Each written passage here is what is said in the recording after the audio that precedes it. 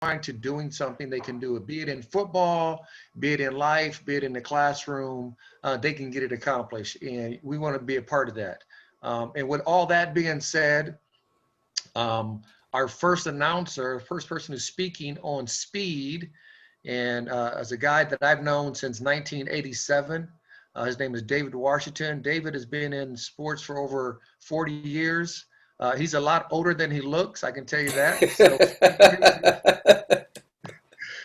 40 years is a little while in his life, but it's just not half. No, I'm kidding. But, you know, he's a speed coach. I met him when I was running track in LA. He's been training athletes now for the longest of times. He's trained Robert Woods. Matter of fact, he was Robert Woods' high school track coach in LA, but he also trains him. He had trained Dory Jackson, and Dory's unfortunately hurt right now, but you know, once he'll get back on the field. And Nico Thorpe. I didn't know you trained him. That's my guy. I know. That's my guy. So, Yeah. but he's a player. And one thing I love about David is that he's very particular of what he talks about. He understands what he does. And as of recent, he was training the China track club that was in LA for, was it a 3-week period, David? It was a month. About a month, yeah. For a month, and that was in, well, when was that, David? Gosh, now it was last October, yeah, September through the end of the year. Okay, so I mean, so David knows what he's talking about, and I'm going to let David take the mic. All right, I appreciate it. So good afternoon, everyone. Good evening, good morning, wherever you are. I know it's sometime different. I'm blessed to be here. This is great for me. I love talking about speed. I love sharing knowledge. I love giving back to young kids. I mean, that's when Rod and I first started. When we met, we were both running track for the same track club, and then I went on to start coaching and teaching in high school, and developed a love for teaching young athletes, and it just kind of grew from there. So as Rod said, I've been doing this from the coaching side for about 25 years or so. And what I'm going to talk about today is speed training, and we're going to touch a little bit on nutrition. So if I get excited about what I'm talking about, so but at any time, if you have a question, you know, please ask it, and I'll try to answer it the best I can. So without any further delay, I'm going to start a slideshow. So I'm going to share my screen with you. All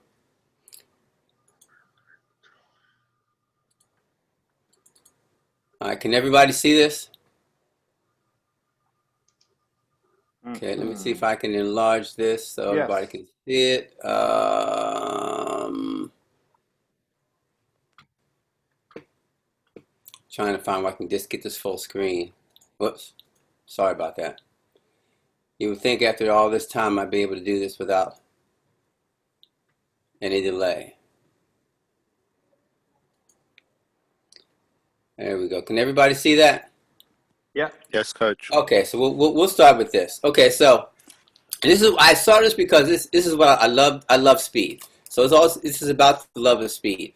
So in football, one of the biggest things that every coach, every player longs for is speed in every position. Now, we always think about speed, and we talk about the specialty positions, the wide receivers, the running backs, the DBs. But speed is important to linemen also, defensive ends, guards. When the guard has to pull, he has to be able to have enough speed at least for about 20 yards or so to be able to protect the back that's coming after him. So speed is important to every position. So without further ado, in sport, speed is a hierarchy. Speed is king. So speed is the most important aspect when it comes to sport. Regardless of the skills of the game, if you don't have speed for the most part, you're kind of left behind. So speed will bridge a gap if you're a big inside lineman and you have speed. That's going to help a great deal. If you're smaller, say defensive back, but you have speed, you're going to be able to stay on the field. So you don't always have to be the biggest guy. You don't have to be the smallest guy, but speed kind of balances things out. And when you talk about speed, you talk about a couple different areas. You have position, you have power. Position is mobility and stability, and they're the foundation. You can have speed, but if if you're only able to go in one straight line on the football field, it doesn't really help you a lot. If you're not stable when you're running or when you are exploding, you're also at a disadvantage. So your ability and stability have a huge effect when you talk about speed and talk about being on the field. You have to be able to control where your center of balance is at all times. When Rod referenced that, I coach Robert Woods, and when I worked with Robert before, there was a period where he was coming off of an injury. And during our first couple of practices, at the end of the day, he would say, Coach, I'm feeling pretty good, but when I come out of my breaks, I feel a little bit off balance. What's wrong? And it was a real simple fix, and it was simply that when he came out of a break, his center of balance was off, his center of gravity, meaning that his core and his hips were a little bit off. They weren't over top of his feet. So it was either in front of or behind, so he was a little bit out of control. And once we corrected that, things kind of fell back into place. When we talk about speed, a lot of coaches forget about power. And I'll get into this a little bit later, but power is an essential part of being able to exert speed. You can have great turnover in your legs, but if you don't have the ability, understanding to apply power to that, then you're leaving something behind. You're losing something. So power is extremely important, position and power. So when I go into talking about speed, I used to be a teacher for about 8 years. So I like to get into how science is applied to sports. So this used to help me in the classroom with my athletes when I was a math teacher. So when we talked about math, some of my students would say, well, I'm a play pro ball, so I don't need to know all this. But in essence, when we talked about angles and lines and so forth and arcs, I explained to all the athletes, whether they play football, whether they play basketball, if they were a hurdler, that when you perform a sport, you bring geometry into everything that you do. If you're a quarterback, you have to look at how fast your receiver is going downfield, where he's going to break, what kind of angle he's coming in at. If you have a tall lineman is in front of you that can jump, you have to look at what kind of arc you're going to put on the ball. So all of that's geometry. So being a football player means you have to be smart, because you have to determine, all these different angles and speed and make adjustments along the way throughout the whole game. So, when people say you're a big dumb jock, that goes out the window, because if you're an athlete, you have to go through all these mental checks each and every play throughout the game. So I get into Newton's law of motion. So the second law is acceleration. I spelled that wrong, which is gaining speed. Okay, so it happens when force acts on a mass or an object. So if you have a bicycle and you're moving your legs, the muscles pushing the pedals cause the bike to move forward. So you're applying force to the pedals. You have a mass that's just sitting there with you on the bike, but you can't move it until you apply some force to the pedals. This rolls over into when you're running. If you don't apply good force and power into the ground with your leg muscles when you're running, you're not going to go anywhere. And the more force you can apply, the quicker pace, the faster you're going to run. So which rolls into Newton's third law. For every action is opposite and equal reaction. So if you're a basketball player and you're rebounding a ball, or a swimmer pushing off the wall, the faster and more power that swimmer pushes off the wall, the quicker they're going to be. The quicker they're going to get off the wall. If you're a defensive back, or if you're a wide receiver and you're going up for a ball, you have to be able to apply pressure and power into the ground to get away from the ground. So that's extremely important. Okay, so again, for every action is opposite and equal reaction. So when we talk about, I'm going to go from the ground up. So let's talk about your feet. and a lot of coaches talk about dorsiflexion. And what that means is that when you run, your toe is being pulled towards your knee. So, let me apologize for like Mexico and other countries we've talked to before. If all this is kind of redundant, hopefully I'll sneak a few things in here and there you haven't heard before, but it's good to just know that you're getting double dose. So dorsiflexion is when your foot comes off the ground, you're pulling your toe towards your knee. So what that helps is when your leg goes through a running motion, there's a cycle that it goes through, okay?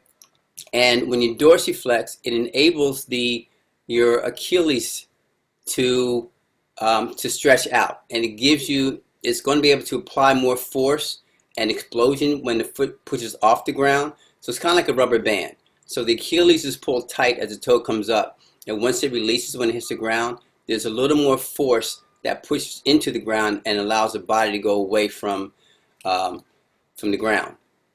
If you don't dorsiflex, then your foot is being pointed into the ground, which means that you're losing a lot of force and power, which goes straight into the ground. If you run on your heels, then that means that if you look at this middle section here, this person, if your center of mass, say you do a line straight from the head down through the shoulders, down through the hips, then your center of mass, which is right here, is behind the foot. You want this foot to be underneath your center of mass. So if it's in front, then all that power and energy you have is being forced into the ground, and it's being absorbed through your shin. So a lot of times people will say, my shins hurt after they sprinted for a little while. That's because their body position is a little bit off. So the foot needs to be under their hip when they're sprinting. So this, if you can read all this, you have your hip. These are overstriding, so your foot's in front of your hip. These are the issues that can come up. Hamstring problems, bone stress, plantar fasciitis, plantar, when the tendons on the bottom of your foot hurt underneath. Your knees have issues, your hip abduction, IT bands. So you can have a lot of issues if you're not running correctly. So when you sprint, you want hip flexion. So your hip flexor is the muscle at the top of your hip where your waist is, okay? That's going to allow your hip to drive up. It's going to allow the knee to drive up. That's where it starts. So as the hip drives up and contracts, your glutes are going to stretch out. So there's an eccentric and concentric motion going on. Eccentric means that everything is being stretched out. Concentric means that everything is being tightened up. So your body works as a push and pull type situation. So these are two different sprinters. And I know we're talking about football, but when it comes to speed, when it comes to running, the same mechanics are applied whether you're on the track, whether you're playing basketball or football. When you run, you run. All the mechanics are still the same. So you have someone here who's about 5'11", and you have Usain Bolt who's close to 6'5". Mechanics are still the same, no matter what your height or your leg length is, okay? It's just going to be applied a little bit different. So when we talk about speed, one of the things that young athletes need to be stressed, the coaches need to stress young athletes is that stretching is one of the most important things you can do as an athlete. And Rod can attest to this. Rod played, 17 years in the game? And as long as I knew Rod, he was always stretching. And Rod is a big guy, very muscular, but, he was an athlete, he was a hurdler, so he could reach his toes. He could reach his chest down to his thigh. Rod was very flexible, and that kept him safe on the field. So if you don't stretch and things get tight, you can get a lower back tightness. So if you're even as a coach, if you're sitting a lot at your desk, especially during this COVID time, and you stand up and you feel like your lower back is tight, that's because as you sit, your hip flexors become tight. They're sitting and they're contracting and they get comfortable there. So when you stand up, they have to stretch out. And what happens is your lower back has to take that weight of stretching everything out, so it starts to get weak. If you have weak abs, I know every coach talks about you got to have strong core, but that's because Your abs support your lower back. So if you have, your back is designed to keep your body nice and tall and erect. And if your abs are weak, then your lower back is going to start going backwards, which it shouldn't do. So your abs keep your core or your body kind of pull forward to keep everything straight. So the two work together. Your lower back and your abs work together. And again, like I pointed out earlier, if you have, when you run and your hip flexors get tight, that means your glutes are going to stretch out.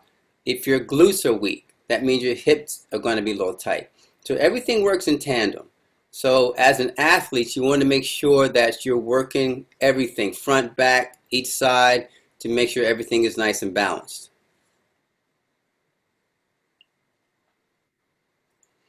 Okay, speed can be enhanced. A lot of people ask me, and you read it all the time, or question all the time, can speed be taught? Some coaches say no, some say yes. And I say it can. It can be taught, it can be enhanced. Now, if you're a 6'3" lineman and you're 250, can someone teach you to be as fast as Usain Bolt? No, that's not going to happen. But if you run a 5'1", and your technique isn't where it should be, can you possibly get down to a 5 flat or 4.9? Yes. A lot of that is just simple technique. And the younger an athlete is taught good technique, the better they're going to be as they grow up, and the more they're going to have control of their mechanical skills. So speed can be enhanced. Okay. Hydration and nutrition. Nutrition and hydration kind of go hand in hand.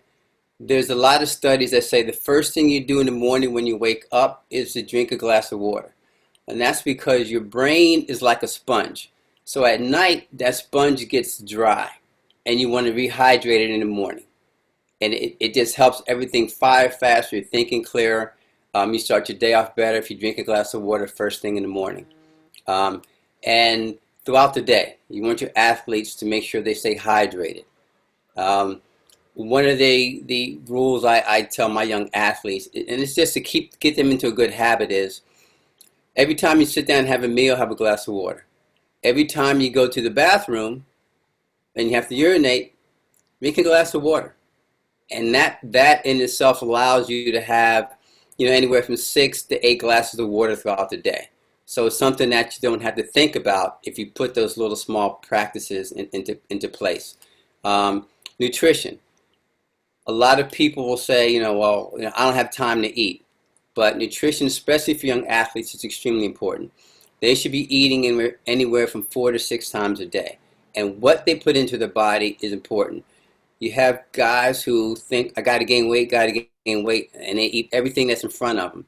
But it's not so much just putting calories into the body. You have to put the right type of calories into the body so that the body can be fueled off of that.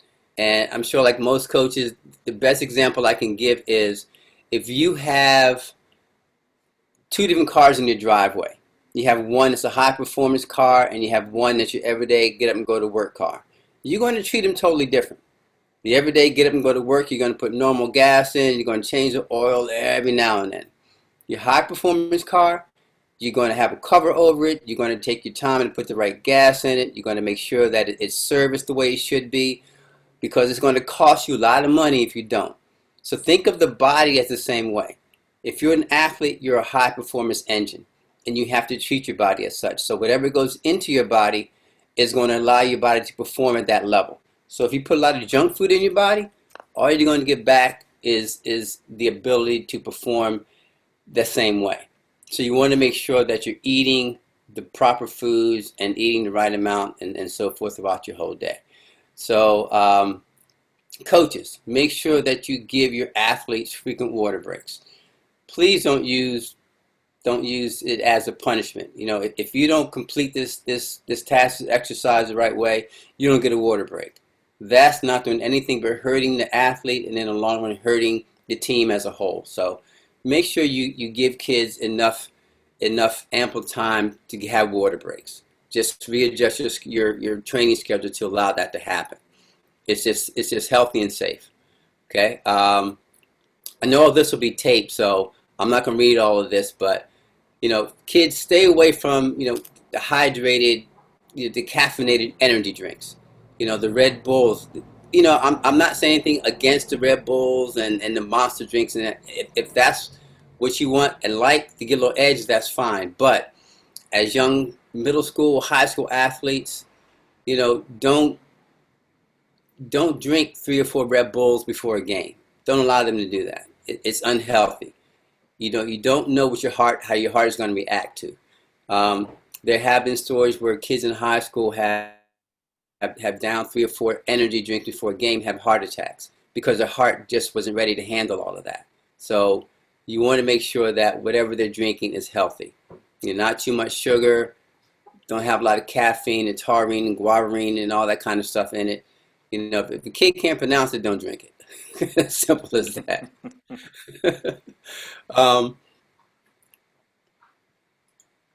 Carbs and proteins. So the two go together. Most young athletes think, okay, I got to eat a lot of protein to gain muscle and to be on the field. And that is true. But carbs are the fuel that gives your body energy.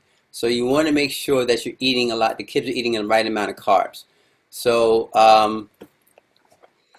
they're extremely important. They're the main source of energy for the body and for the brain. So your natural carbs are going to come from grains, fruits, milk, yogurt, starchy vegetables, legumes or beans. So you have potatoes, you have squash, and so forth. So you want to make sure you're getting enough carbs throughout the day. Proteins along with the carbs are going to help the muscles grow. When an athlete lifts, when an athlete works out and trains hard, their muscles break down. And what proteins do is they help the body regrow and get stronger. So that's where the protein comes in. So you want to make sure that within half an hour, 45 minutes after an athlete trains, that they eat something with protein in it. So the post-workout snacks for protein are extremely great. An athlete's diet should be about 55 to 65% should be carbs. Protein should be 20-25%, and then you have fats. There are certain fats that are good for you, which are oils and from nuts and fish. They're healthy forms of fats that give you energy. So the word fat is not a negative thing. Okay, so you want to have good fats when athletes eat. Quick carbs for sugars, which are natural sugars, not processed sugars. Grains, fruits, veggies, rice. The good carbs have fiber. So fiber is going to help the body adjust and flush out things that aren't good for you. So carbs have to have fibers in it, which are going to be your leafy greens and some grains. So you want to have good fiber in your body. Carbs, the bad carbs are things that are going to be processed. So anything that's processed, as an athlete, you want to stay away from. Okay? Your proteins come from animals, meats, poultry, fish, dairy, and eggs. Plant protein. Now, Rod gets on me about this all the time, but you can get as much protein from a plant as you can from an animal. Okay? And a lot of times it's absorbed quicker from a plant than it is from an animal. And I'm not saying don't eat meat. Most people do love meats, okay? But don't forget about the plant protein. All these things supply protein. Your beans and lentils, leafy green plants, grains, nuts and seeds. They are fantastic forms of plant protein. So, and this is an old adage, the fewer legs the better. So the best proteins you can eat for your body are fish. And then you have chicken and turkey because they only have 2 legs, and your beef and your pork are the least as far as protein is concerned. If you want an athlete who's just trying to gain weight, you know, I'm not saying don't eat steak, but make sure you mix all these other things in along the way. Post-workout. So within the first 30 minutes, you want some kind of lean protein. So a protein shake, put milk, you have nuts. Have a kid, carries a bag of nuts with them to put in their bag if they're walking home after practice. They can chew on some nuts. Have a shake, yogurt, a smoothie, and maybe chicken breast. Things like that are good for you. They help build muscle. They help decrease the muscle soreness. Say if it's in the first week of two-a-days, everybody's going to be sore and tired.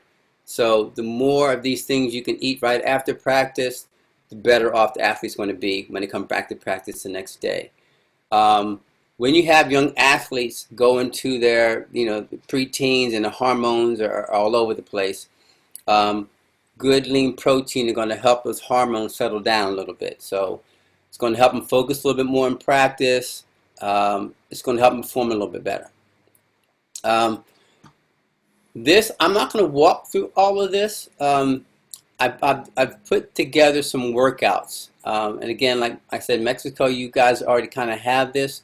These are some examples of workouts that your athletes can do. Make sure they warm up before every workout they do. This is preseason, which we're kind of through preseason now because the season is already here. But these are exercises you do before every warm up. A skips, B skips. All this stuff is online, and I'll show you later on where I describe how to do each one of these workouts. But you can go to YouTube and look up an A skip and how it's done, butt kicks and so forth. These are just good examples of a workout, and I think I put together 2 weeks of a workout. So that's week 1. Days 1 and 2.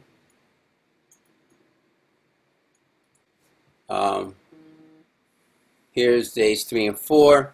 Again, the warm-up's going to be the same, but your workout's going to change each day. Okay. Week 5, day 5 of week 1. Again, you got the same warm-up. Your workout at the end of that week is going to be a little quicker and a little faster, just so we start getting some speed into the body. Now, like I said, all drills can be found on YouTube with the instructions on how to do it. You can hydrate, eat healthy. Here's something I missed. So you want to try and get about 7 variations of fruits and vegetables throughout the day. So that can be 4 fruits and 3 veggies, or you can flip it. But make sure that throughout the day you're getting enough of your athletes are getting enough of these type of foods. At least try to get at least 7 different in throughout your whole day. It can start in the morning where you have a vegetable smoothie, and then when you have lunch or in between, the kids can have a break. They eat an apple. Have some kind of vegetable with their lunch, and then grab another fruit, between lunch and dinner, or before they go to practice, grab another, eat a banana. But you can slip them in throughout the day, so it doesn't have to be something you have to be very aware of. They just need to do these things on a regular basis. I'm sorry. Here we go. And you want to be eating about 6 to 7 times a day. Okay. Any questions yet? I know I'm talking a lot. Anyone have any questions yet? Coach, it's Rick here. Can I take you back to where you were talking about stretching? Yes. Right. So I think we were talking about hip flexors and stuff. Can you elaborate on when to use dynamic stretching and when to use static stretching, and Good. where they should be in the... Okay. So Rick pointed out dynamic and static stretching.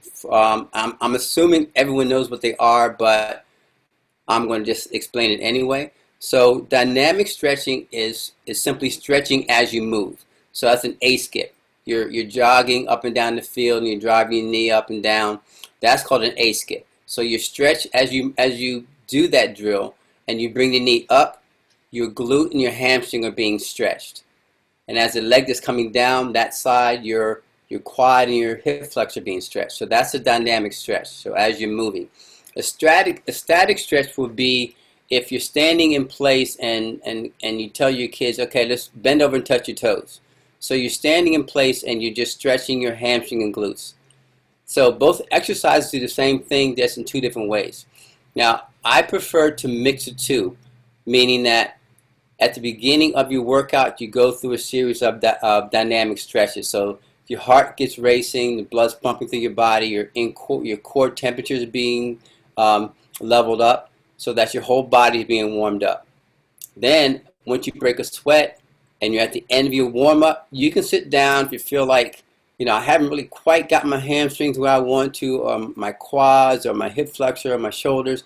You can sit down for 2 or 3 minutes and do some static stretching. So the static stretching to me will come after your dynamic stretching, or at the end of a practice. Then you can throw your static stretching in as your body's cooling down. So the cool down phase is as important as the warm up, because your cool down allows your muscles to flush out what we call oh gosh, I'm at a loss for words right now. Your muscles get tight and they're filled with lactic acid. So the cool down is going to allow the body to flush out that lactic acid. So if you just go from practice, jump in the car, go home, everything feels fine, and then you wake up in the middle of the night because you moved the wrong way at night, and all of a sudden you get this cramp. That's where that comes from. There's lactic acid in your system that hasn't been flushed out correctly, and the muscles haven't had time to really cool down and relax. So the static stretching is going to come in handy at the end of the day. Does that help, Rick? Yes, it does, Coach. Just to elaborate on that, with the dynamic stretching, I think most guys kind of spend 12, 15 minutes and they get that done. How much time should you spend on the static after a hard workout? Because, a lot of the guys just want to get up and go, but how much time should you spend? I would say 15 to 20 minutes. They can sit around and chat and talk, and as a coach, kind of build that into your practice. And again, what that's going to do is help prevent injuries along the way. And then it just gets the kids into a nice good habit. And they can do this at home if they're sitting around watching TV. They can slowly do a static stretch if they're doing homework. They can do some static stretches at home. It's just nice to get into that good habit. So about 15 to 20 minutes at the end of practice is a good time for static stretching. Coach Washington, this is Coach Franco. And just to expand on what you just spoke about, would it be an opportunity to also touch on this very buzzing word, pliability? I know it's something that, has been mentioned, especially now in our sport, and from, different athletes such as, Tom Brady, etc. What pliability means, for a football player, as I believe that may relate precisely to what you're talking about.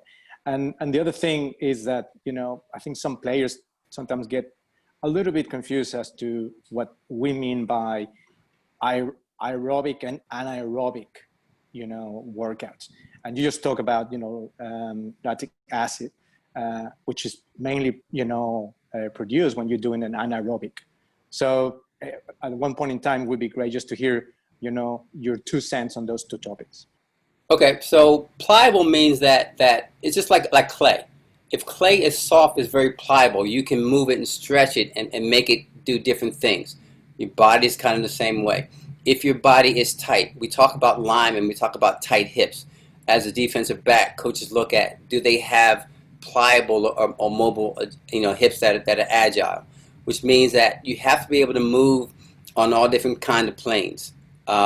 Transverse planes, which means you can rotate. Can my hips swivel? Can I get my hip flexors up? Are my glutes stretchable? If a player gets hit, can they absorb the energy, and can they flow with that? That comes in handy if you're a wide receiver or a running back. Can you move and flow with that energy that's being given to you? Can you absorb it? Are you pliable to move through that? If you have the old thinking that I got to stand like a brick wall, you hit a brick wall enough, it's going to start chipping, and that's what running backs go through. You want to apply force to force, but at the same time, you have to know when to give a little bit.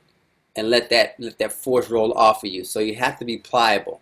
When we talk about, he mentioned, gosh, he just slipped my head. Being pliable. What was else you talked about, Franco? Aerobic and anaerobic. Oh, right, aerobic and anaerobic. So aerobic is say if you're on a treadmill and you set your treadmill, I'm going to run for half an hour. That's getting your aerobic system up. The longer you run, the more aerobic ability your body is building. So you can run for a long period of time. You're not exerting a great deal of energy, so to speak, in a short period of time. You're lengthening that out. So aerobic means that you're allowing your body to use the oxygen on a nice even keel or nice even tempo. So you're running for a period of time. Versus anaerobic means that you're performing and moving in short spurts. So your football is played in a very anaerobic way because you're every down you're exploding for 5 to 6, 7 seconds. That's anaerobic. So when you do short sprints at the end of practice, say you're running your kids in 40s or 20s, that's anaerobic. And so you're forcing your body to move in a very explosive manner in a short period of time. So that's the difference in aerobic and anaerobic. An athlete needs both, but as you go into the season, the players are going to be using more of an anaerobic type workout or position more than aerobic.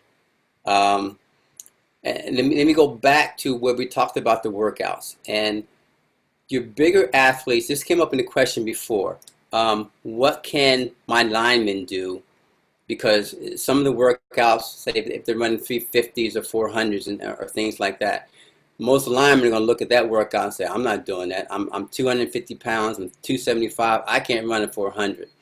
But through one of Rod's contacts, we've been talking, and even though linemen are big, they still need to become athletic, meaning that they still need to run, say in a preseason workout, they still need to run 250s, a couple of 300s. They may not do 8 like a defensive back would do or wide receiver would do, but if you can slip in, 2 or 3, they still need to know, even if not physically, mentally, that if they have to run all the way down the field, they can handle that. If it's a defensive end or interior lineman and they recover a fumble on the opposing team's 10, they got another 90 yards to go. So, they have to be able to be fit to handle that kind of speed, and say if it's in the third or fourth quarter and they're tired. That workout that they've done preseason, running the same kind of workouts and it won't be as fast, but if they do repeat 150s, repeat 200s, with a little bit of break in between, they're slowly going to build their system aerobically and anaerobically to handle that kind of workout, so that at the end of a game they can still call on that energy to get through a game. So does that help, Franco? Is he there? Coach Washington, it's Yes. Sebastian speaking. Yes, it's awesome, Okay. Coach. Thank you. Okay. Sebastian speaking. Can you just please come back very quickly on hydration, water? Yeah. Because in Europe, we practice once, twice a week, sometimes 3 times a week. And as coaches want to optimize the time they got to practice, sometimes we have a water break just one time during the practice session. And I think, regarding what you said, water and hydration is important. It is. So I know time is important and crucial. So just make sure the kids, before they start practicing, they hydrate. It doesn't mean, drink a whole bottle of water and guzzle it down right before practice. They're going to end up with a stomach ache. But if they know the practice, say, is at 4 o'clock, then around 1, start drinking a glass of water. And then, 2 o'clock, get another glass of water. So the body is hydrated before practice starts. And then if you have 1, maybe slip another water break in if you can. And you can use that downtime while they're getting water to talk about, to use it as a learning session. There's a play or something you want to talk to the kids about. You don't have to just say, go get water and come back. you can still talk to them while they're drinking that water, and keep it, get a quick drink and come back out. Doesn't have to be long. It can be, 5 minutes, but, make sure they're getting that water in. And then at the end, tell them on the way home, drink another glass of water, a bottle of water. So you can slip it in. And again, as far as hydration, in another session, we talked about electrolytes. So when you sweat, your body's losing electrolytes, and they help charge the energy system. So a lot of fluids sometimes will have, water with electrolytes in it, or Gatorade will have electrolytes, or you have powdered drinks that will have electrolytes. When you, and any parent will know that when you have a baby and the baby has diarrhea, they're losing a lot of they're dehydrated. So what the doctors say, give them Pedialyte. So you can slip that in. That's all Gatorade is a grown-up form of Pedialyte. So make sure your kids are getting electrolytes into their system, and that just helps fuel the body and protects the body. Any other questions before I move on to my next slide show? Thanks so much. You're quite welcome. And if I leave anything out, please, as you guys are doing, stop me, ask questions, and we can roll from there. Someone in the chat, Coach Victor Castillo from Mexico, asked, Coach Washington, do you agree about some swimming pool sessions after hard speed workouts? Yeah, I think being in the pool is great. What swimming does is it adds resistance. The water is going to add resistance to the body, and it's also going to help the muscles to lengthen out. So it's going to help them stretch. It's a nice cool down. I think swimming is a fantastic way for an athlete to train. You can have full training sessions in the pool. So I think swimming is great. Little side note, Rod grew up as a swimmer. People don't know that. He was a great swimmer, he and his brother. So I'm I'm sure that helped along the way with with him, not just aerobically, but allowing him to stretch the muscles out. And what swimming also does is, when we're in the weight room, most of the focus is on your bigger muscles: chest press, squats, shoulder press. So you're hitting the larger muscle groups.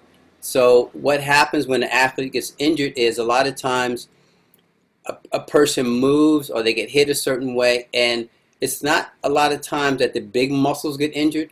It's the smaller connector muscles or tendons or ligaments. So swimming will help in that. They help tie all the little muscles, will help tie the big muscles together and just give it more support. So I think swimming is a fantastic way to train. Thank you, Coach.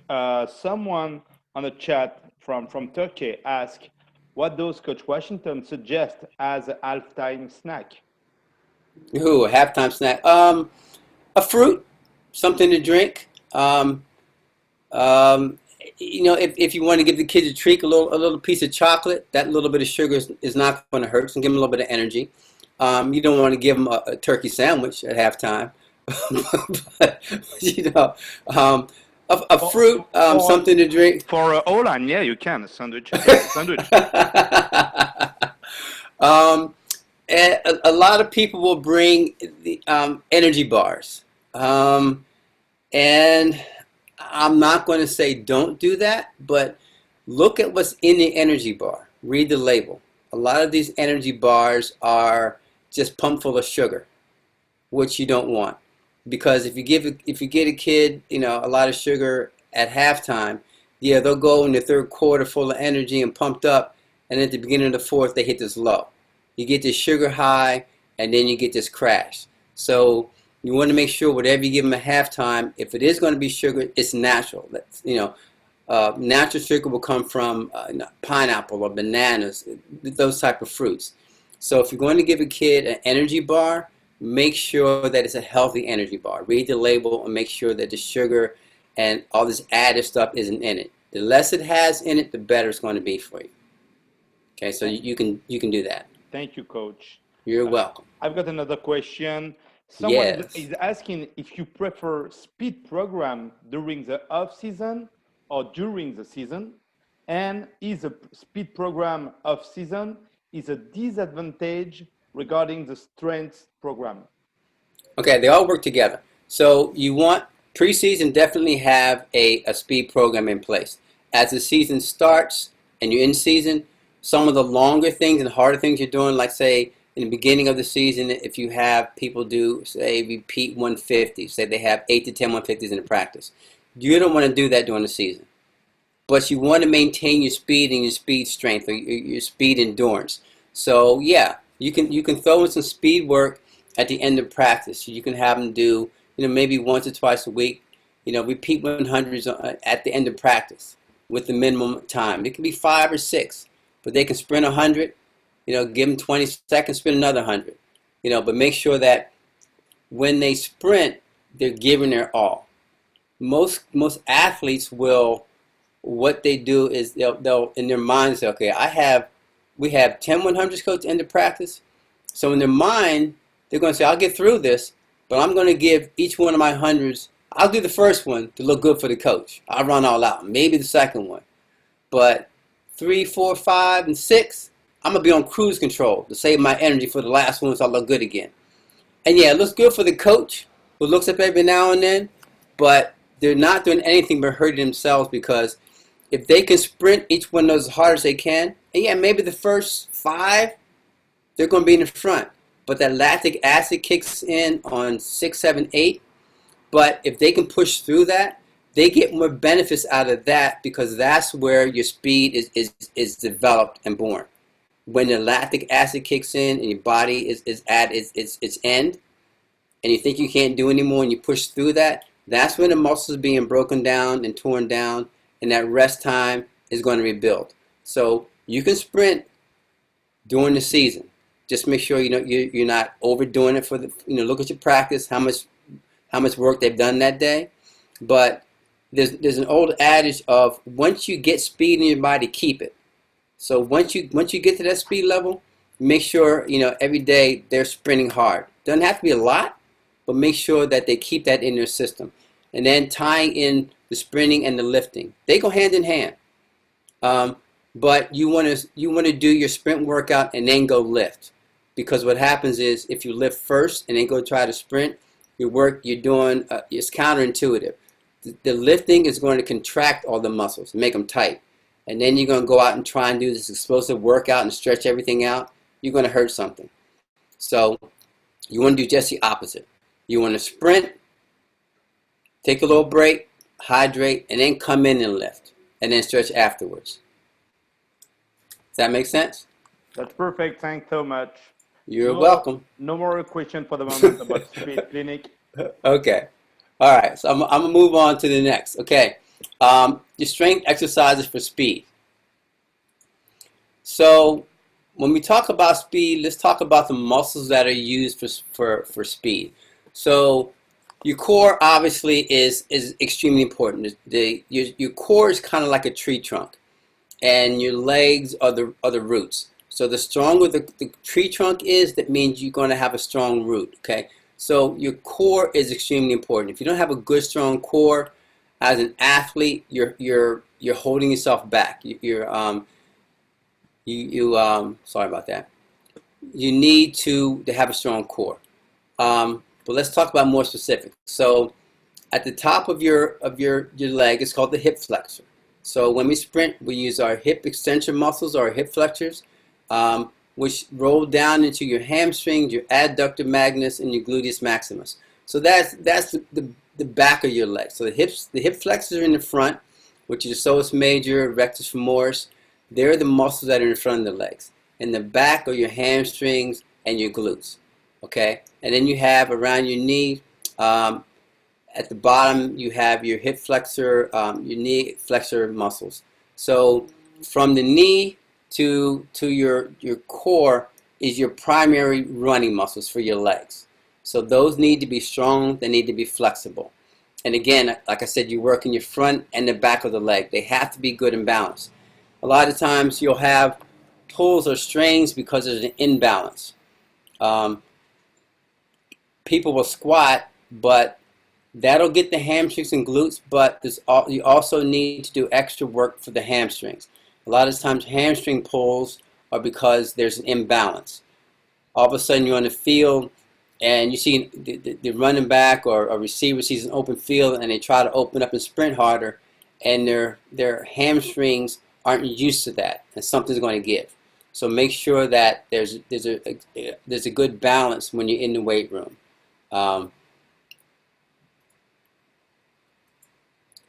Muscles that flex the thigh. So I've talked about this. Your hip flexors.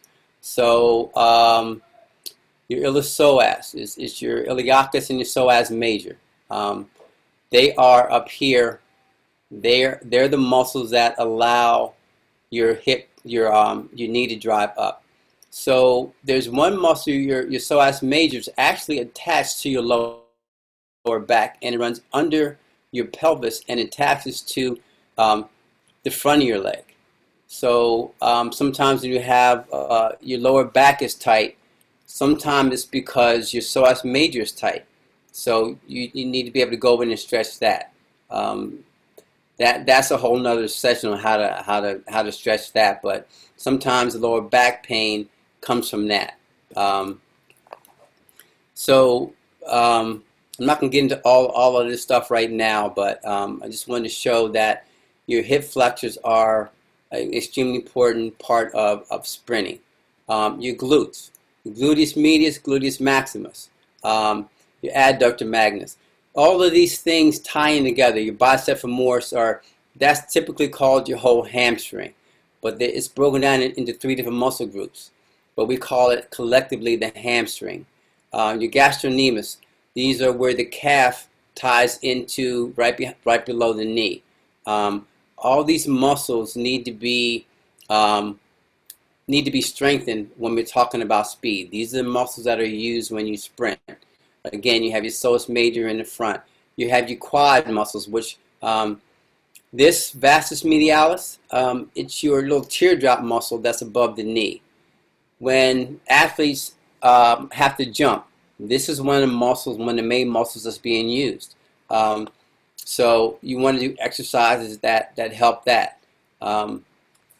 So your whole leg, front and back, when you sprint, are being used. Your IT band, which is a band that goes from the outside the knee all the way down to your knee. Sometimes when kids get knee issues, it's because their IT band is tight. So this needs to be foam rolled out. So it's kind of a tendon or muscle that runs along the side of the outside of the leg. And if that's tight, sometimes the knee is where the stress comes and it pulls on the knee or the kneecap. So that's important. So I'm going to show you some drills that sorry about that kids can do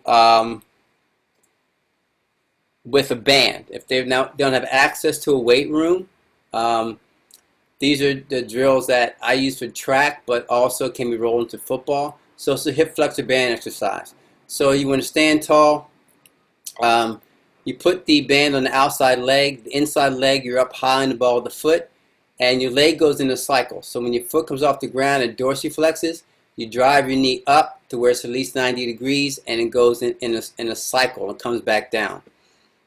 So that's your hip flexor band exercise. Okay. Assisted single leg glute squat. So again, this is going to be one leg. It's assisted because I'm holding onto the wall, but it's for the glute squat. Okay. So you're going to bend down. Make sure that when you go down, your knee doesn't go beyond the front of your toe. You want the weight to be back on the glute, and that's where when you stand up and push up, you're pushing up through the glute. So you come back up to a standing position. And you want to finish standing tall. What you want to look at as coaches, and even when kids are squatting, you want to make sure that their knee is aligned with their toe and it doesn't buckle in. Sometimes when kids are lifting when they're young, and even when kids are adults, when you have adults in the weight room, when they first start to squat and they come up, their knees go in. You want to protect your, gosh, my brain is on fried today. What's it called when you injure your knee, right? What goes? What do most athletes have? ACL? Yes, there you go. Your ACLs and MCLs. My goodness. Okay, so you want to protect your ACLs. So make sure that the knee doesn't buckle in, and you want to make sure your knees align with it.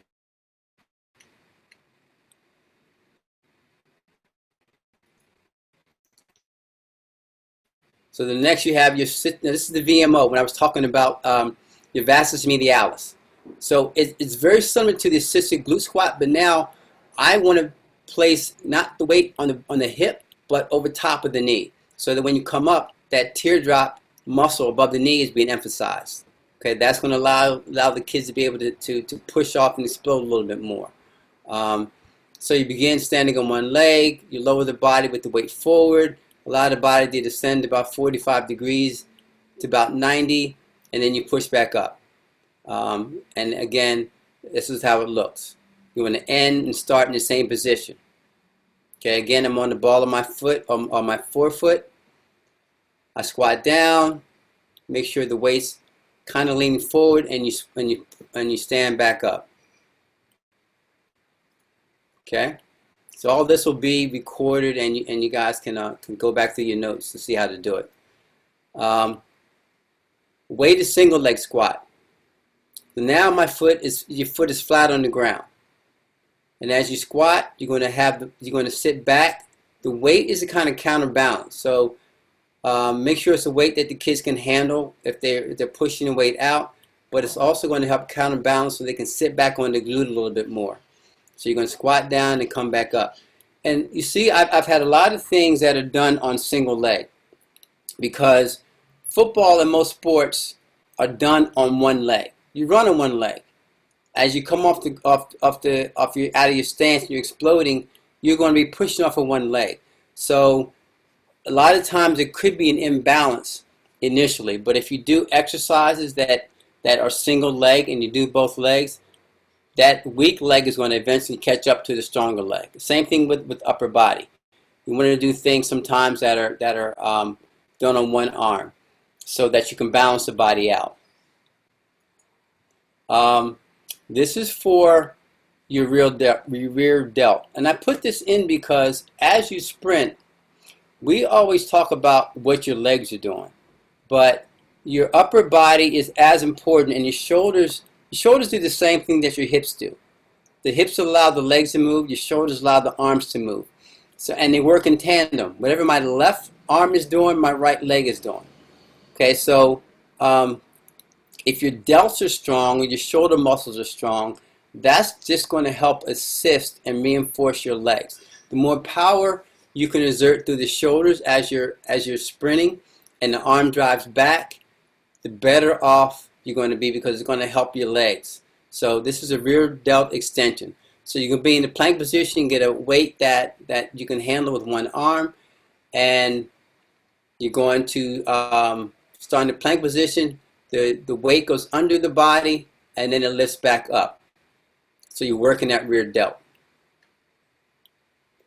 Another position you can do is with the kettlebell, and it's just a single arm plank row. This is going to help reinforce the back of the shoulder to give it a little more power. So it's almost like you're running. So you want to lift the weight behind you. Staying in the plank position is going to help strengthen your abs. So it's a good overall body workout. And again, I have it explained here. You want to do your strength exercises about 3 times a week. Now these kids can do at home. You can do every day. I say at least 3 times a week. The band work is going to be real simple. You don't need a lot of weights. It's not a lot of money. They can do it at home. These are just going to help strengthen those smaller muscles that help reinforce the bigger muscles where they're doing their squats and their shoulder presses and their bench press and so forth, and pull-ups. So these should be done about 3 times a week, 3 sets of each, 3 to 10 to 12, and you should be good. Any questions?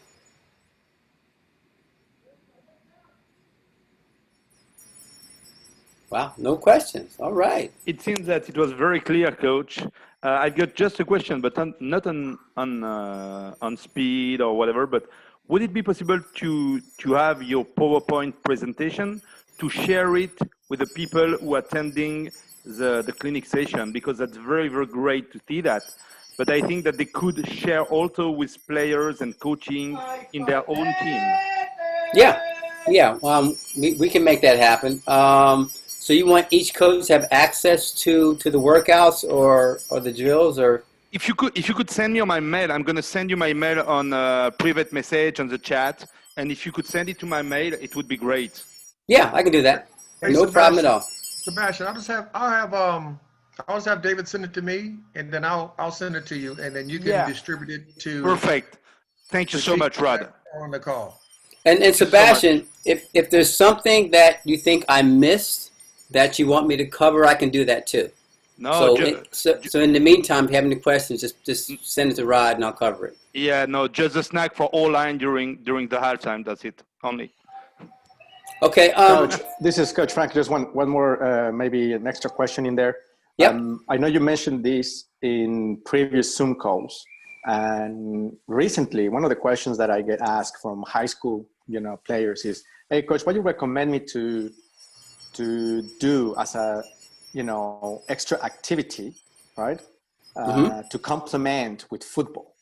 And one of my immediate reactions at the time was, well, if you have access to do track, and I know that you in a previous call emphasized a lot on how, this could be a tremendous help. And I know Coach Rod also, shared his own experience from being a track player, but it would be great to hear what you think on those players that may have the opportunity to find another, extra physical activity or sport. Well, I think you hit it on the head. I think track and football go hand in hand. Unfortunately, in America now, it's football. Sports has gotten so, I'll use the word possessive, that coaches want their athletes year round. So when spring ball comes around and it's the same time as track season, outside of what we're going through with COVID, a lot of times coaches will say, tell their receivers or their running backs, you can't run track, you got to be a spring ball. But what coaches miss is that if a kid runs track, they're going to become much faster, much more agile and stronger, which is going to help them on the football field. So track is one of the best things an athlete can do, a football athlete can do, to reinforce what they do on the field. If they're linemen, then throw the shot, throw the disc, throw the hammer, because they're going to develop explosive speed. They're still going to be in the weight room. They're going to be stronger, and they're going to move, and their body's going to move in a different way. Now they're traversing or turning at the hips and the waist and the shoulders, and they're getting a different type of movement than they do in football. And it's going to be a great compliment. When I coach high school, and I tell the story a lot, because when I was in coach high school, my last couple of years, I had a great track team. And the team that I coached were also the football players, and the football team won state that year in California. But it was Robert Woods, and 4 or 5 of these guys are still playing pro ball. Dory came to the same school like a year later, 2 years later after Robert graduated, but they were all part of the same system, and they all ran track.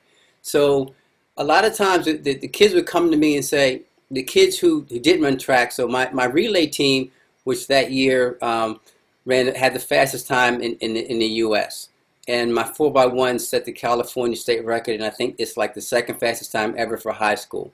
But they ran track, but they were the wide receivers, defensive backs, and running backs for the football team. So the kids who play behind them will come to me and say, "Coach, I can't run track this year because Coach such and such says, if I run track, then I won't have a position when we play this year." And I'm like, well, think about what you're saying. So the guys who are starting run track for me. Why do you think they start? Because they're running track and because they're so explosive. So if you want to get to their level and get to where they are, then you have to do what they do. So if your coach is saying you won't have a spot, well, the guys that have that spot are running for me anyway. So you might as well run and try and do what they do to get better. So track and football go hand in hand. Outside of that, kids can play European soccer. They can swim. Anything that allows the body to move in a different pattern than what they're used to in football, because that's going to allow the body to adjust, be used to, and let that same function and movement they do in football over and over and over. It's going to give that movement a chance to rest and do something on a different plane. Football is done on two different planes, forwards and backwards and sideways.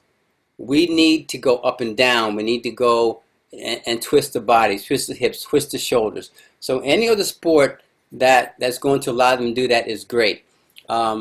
When I was coaching high school, most of my guys, I encourage them to play basketball for a team. Now pick up basketball is a whole other story. Then you risk getting injured. But play basketball, run track, do whatever you can during the off season to help the body grow and to move on various planes. So does that help, Franco? It helps a lot, Coach. And on that note, one of the exercises that I believe is very complementary for both track and football is the old famous clean, right? Yeah.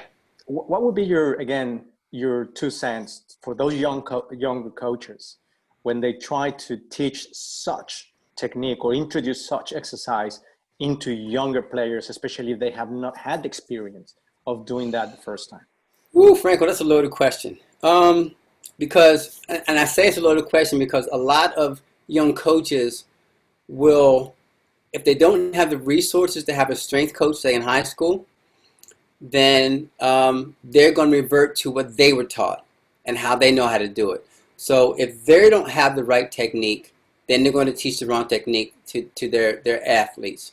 So do your research, really look it up, talk to other coaches, really get as much knowledge as you can on, one, what muscles are being used, and when you do an exercise, you have to, I think, because athletes are smarter these days. I won't say they're smarter than we grew up, but they have access to YouTube and to Google and so forth, and they'll look these things up on their own. And if they look up the wrong thing, then they're going to try it on their own. You have a lot of people on YouTube now and Instagram and so forth who are, so-called trainers who are going through all these exercises, and you look at it and half the time they're doing it with the wrong technique. And the kids are going to emulate that and duplicate that. So make sure that you've either done your research and looked at the right books and read everything, or talked to enough people that can teach you how to teach your kids the right way and go through the right motions. And it's, I say that, so the kids need to be smarter. So the kids are going to ask the right questions nowadays. And if they think you're wrong, they're going to ask you about it.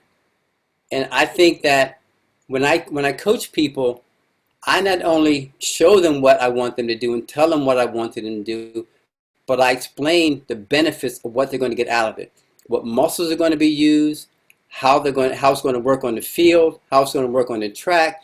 So the more knowledge they have, which goes back to you, Rick, share the knowledge.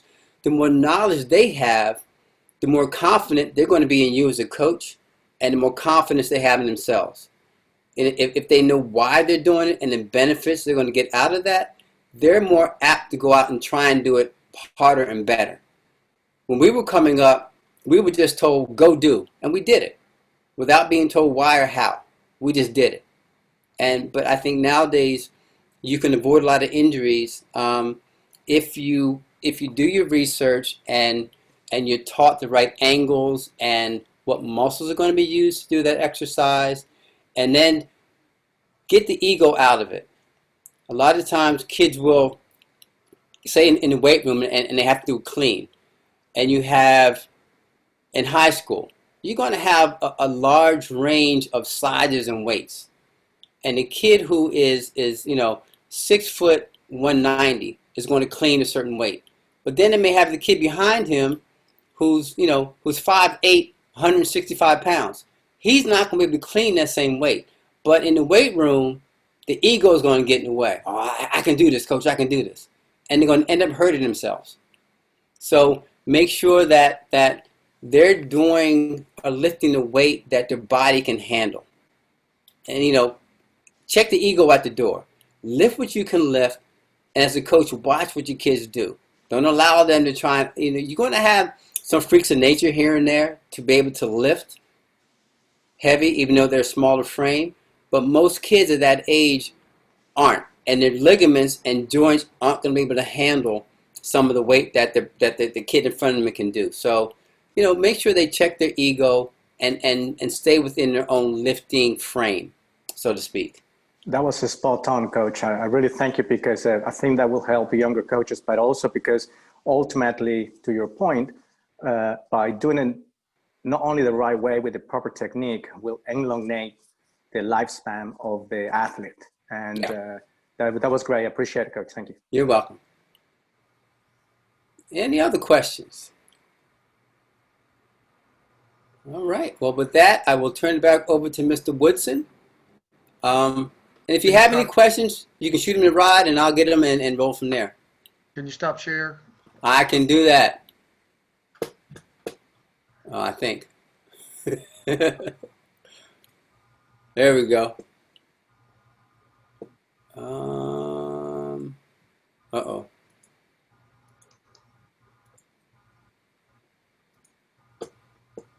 Where am I?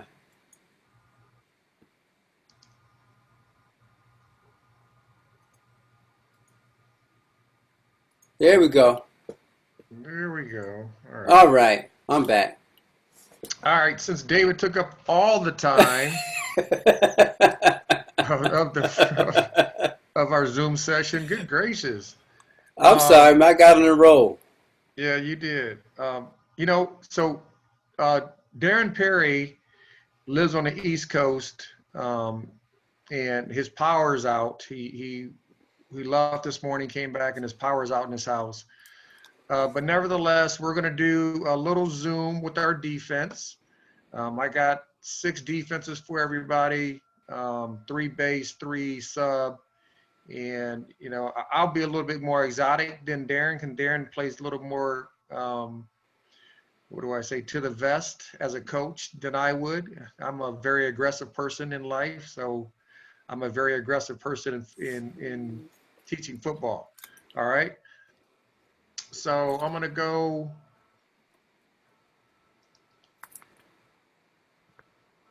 Let's see.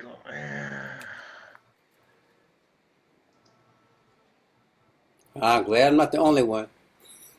Here we go. You guys got it?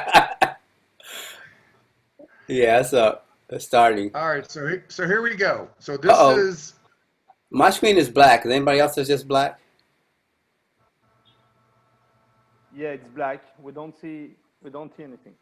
You don't see anything? No, we don't. It just says Rod Woodson has started screen sharing, but nothing else is up. It says my screen sharing is paused.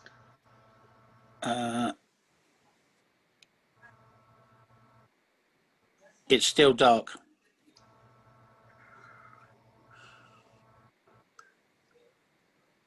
All right, let me stop it. Let me do it again.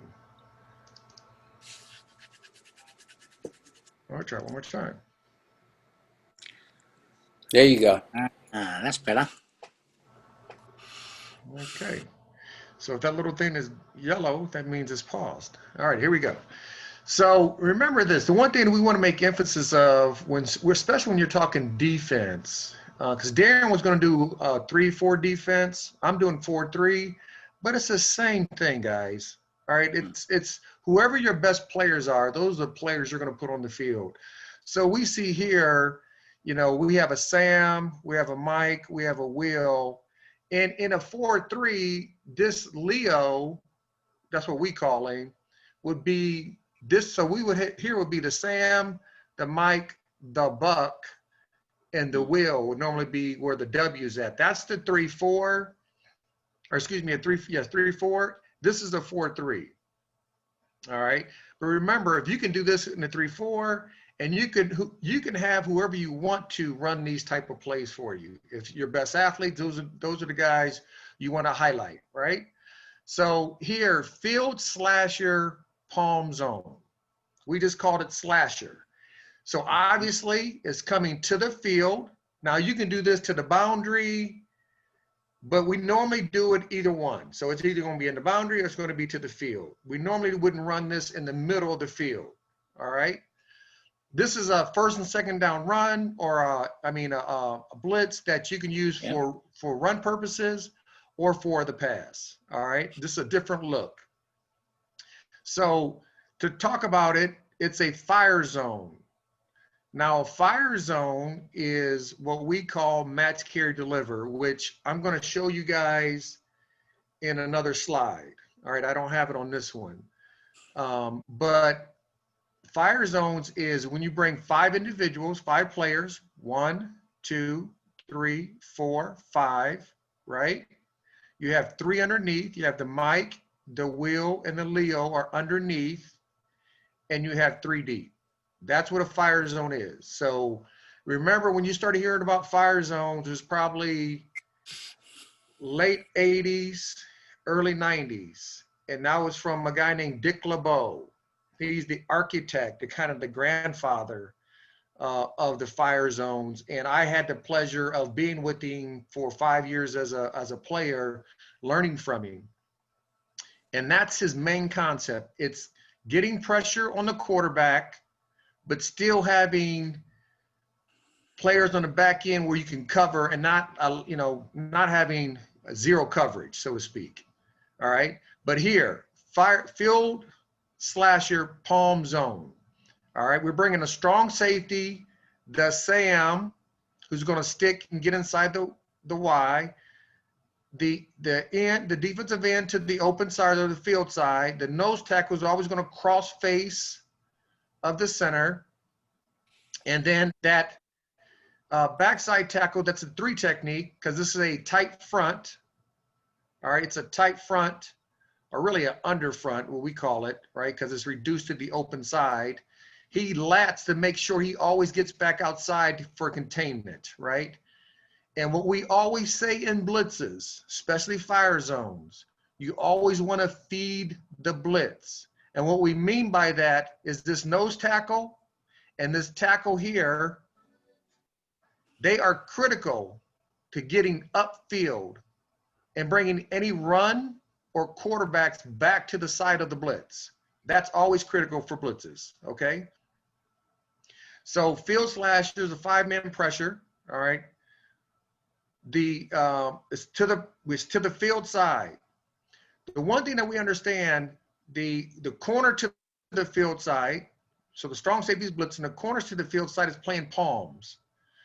The free safety is a palm safety. And what that means is if number 2 ran to the flat right now, this corner would come off of it. And the safety that's coming over would go to 1.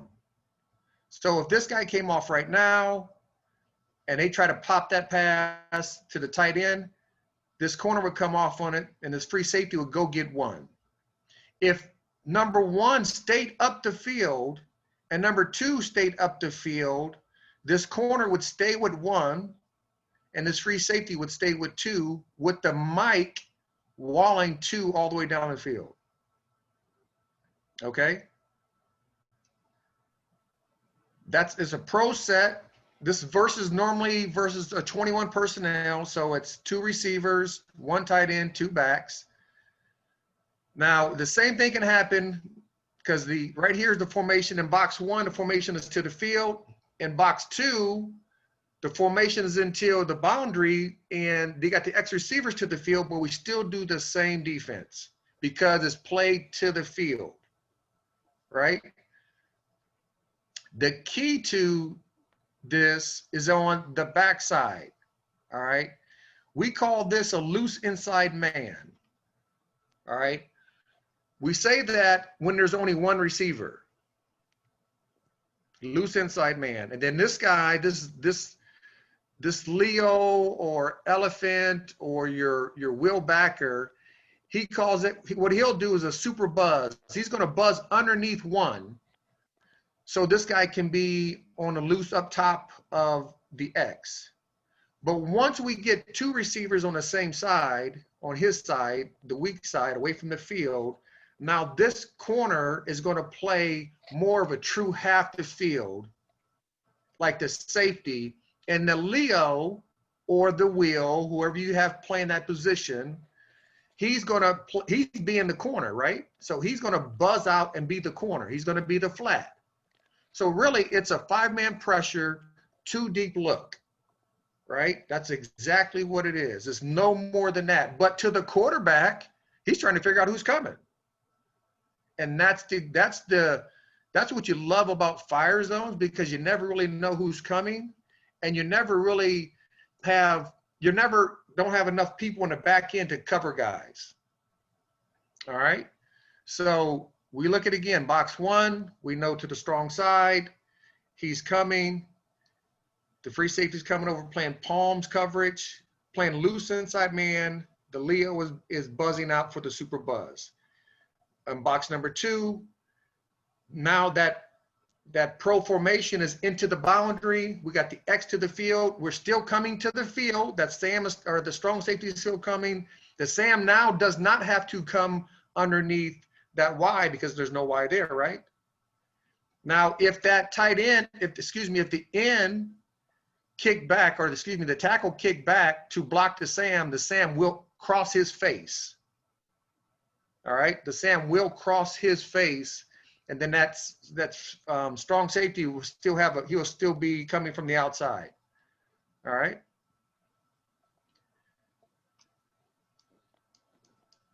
Trying to get my thing to move. It's not moving. There we go. Here we go. All right.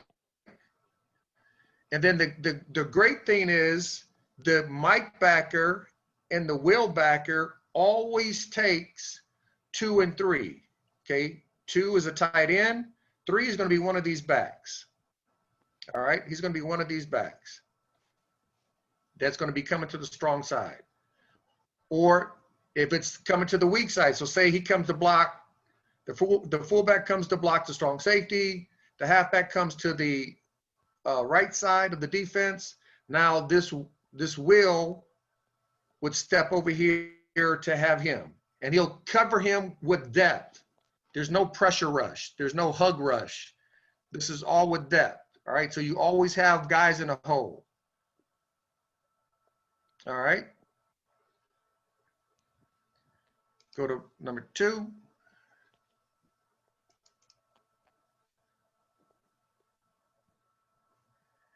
And here we go. So now we got the same thing in box A. We got pro set, it's to the field, but now the Z is motioning across the field to have slot into the boundary, and now we have an upside player. Now this is the one time the corner can take the spot or the place of the strong safety. We just say swap, swap, swap. Now he's blitzing, and now this corner, this safety is the palm corner, but he's doing it from over top of the tight end, if that makes sense, guys. All right. And now this free safety is still the palm safety, right? Looking for 2, but where's 2 at? 2's in the backfield, right? And he's going to be 8 up by the blitz, because nobody's counting the corner in the blitz package. They just don't count them in. All right. And the Mike and the Will still are 2 and 3, or here he could be 2 and it could be 2 this way. All right. And then this corner is still, since it's a 2 receiver side, he is a true half field player. He still super buzzes underneath 1. He'll be walling 2. This corner will be playing like the free safety in a cover 2 coverage with a 5-man pressure.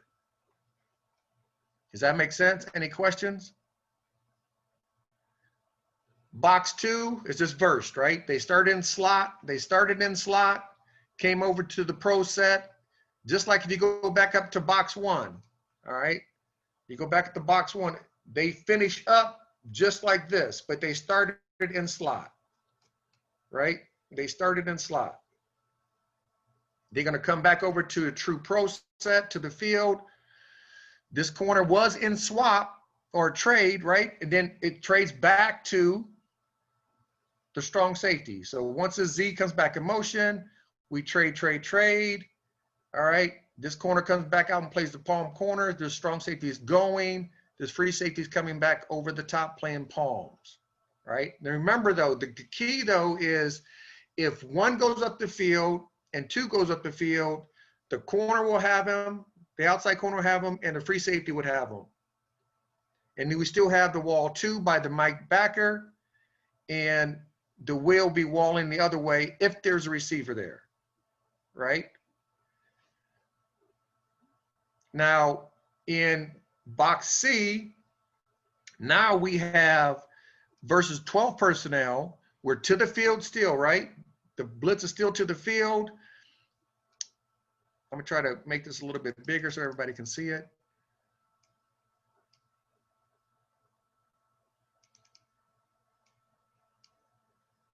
All right, so box E, the Y is coming back in motion now. And we have trips, which does not matter. He's still palm player.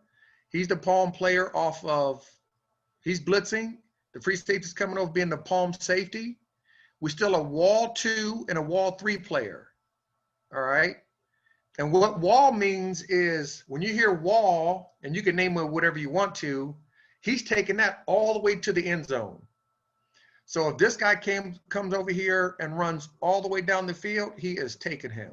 And remember, this corner is a loose inside man, but when it trips away, he has to make sure he doesn't get so caught up with this Z that he gives help to this Will backer carrying this Y down the field in the middle of the field. Understandable? All right. All right, we got trips. It's the same thing that we just talked about. It's the same thing that we just talked about.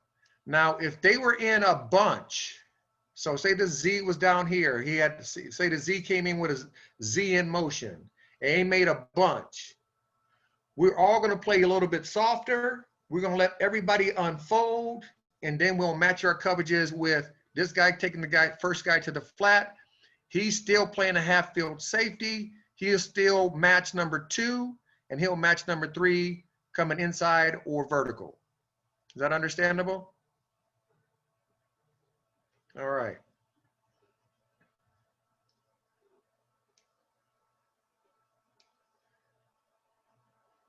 We got the same thing with box G with slot trips. This is what we called it. Well, we call it solo slot trips. So we kind of double dip with the negatives on that. But it's the exact same thing. Now, the only difference is the Mike will be running with that wide receiver. And that's a mismatch we don't really like, right? So we really got to make sure this backside corner is really giving help if they're running like a deep speedo across the field with this Mike covering him. That's the one matchup you don't like. But you got to hope that since they do have 4 guys out, that we're getting pressure, because we got, anytime you run a fire zone, it's a 5-man pressure, right? But it's always going to be 4 guys to one side coming in a fire zone. So if you make that, you got the nose. Yes, he's racking the nose. He's racking the center, but he's still on the strong side at the beginning of it. And then you have the end, the Sam, and the strong safety. So you have 4 guys coming from one side. So you're overloading the side, hoping that one of these guys come free. All right. So one of those guys come free.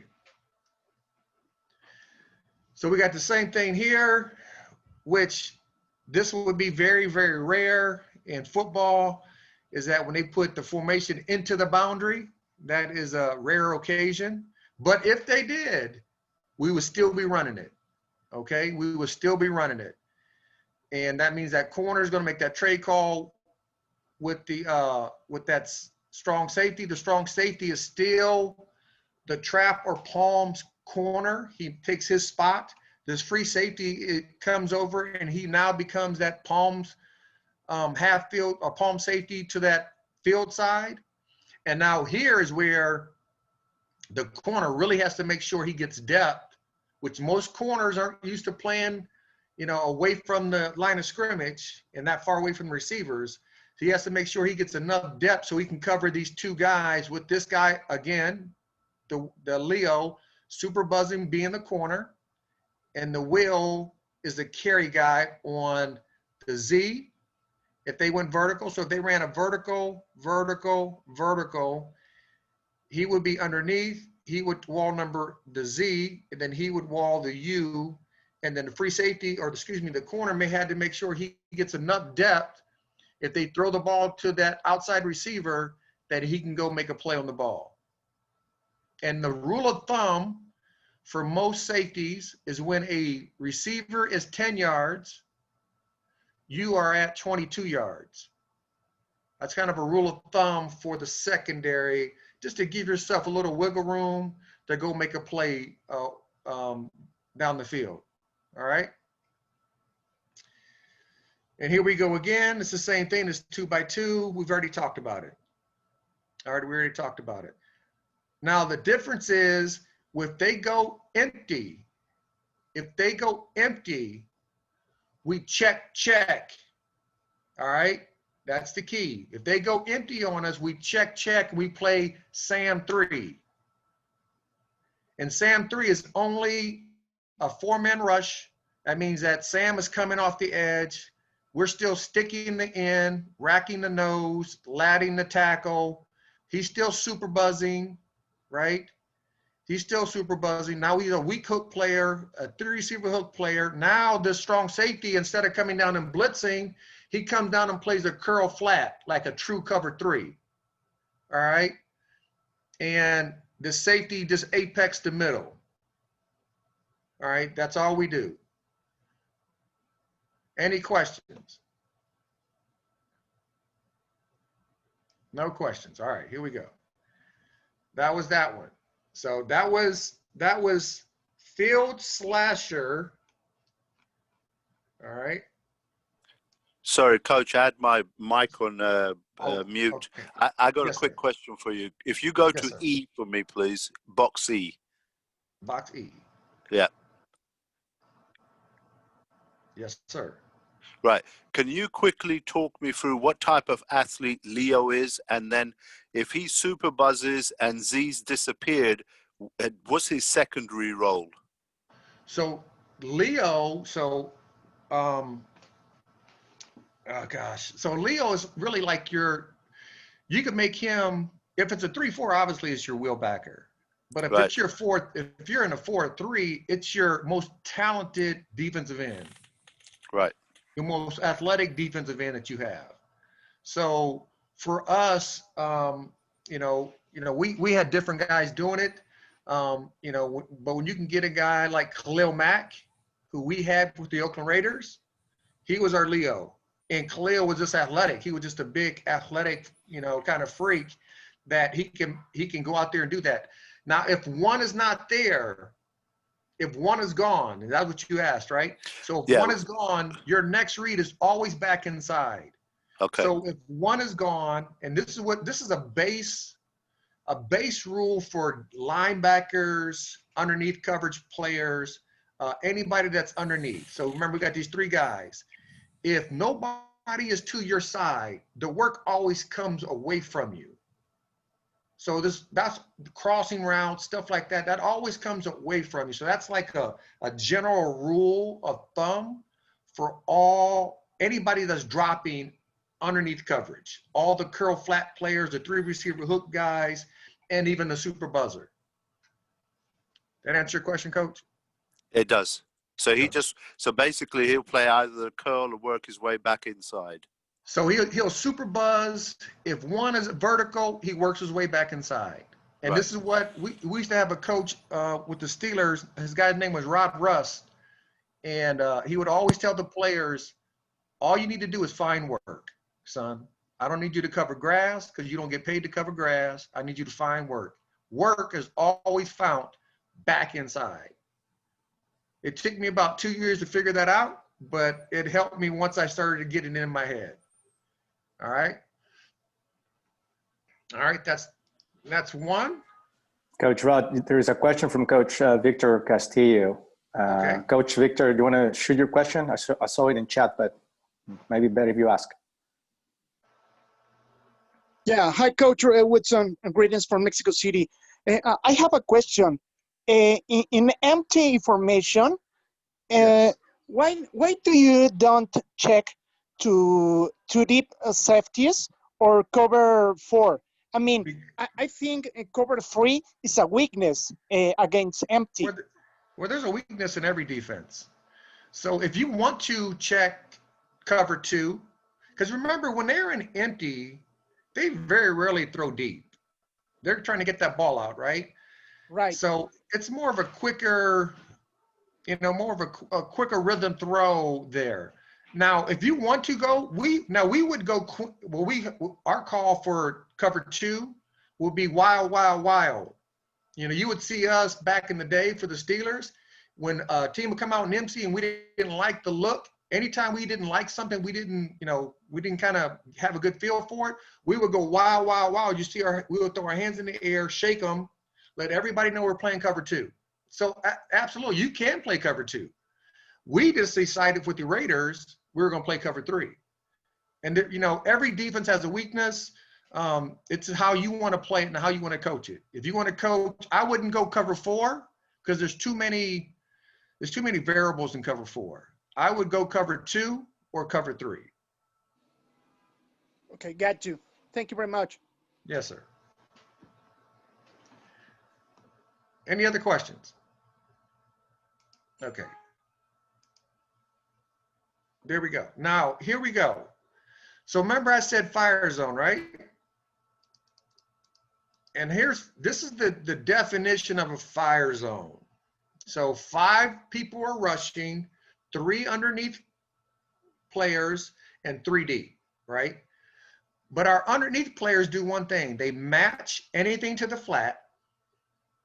They carry any vertical, so any seam. And they deliver.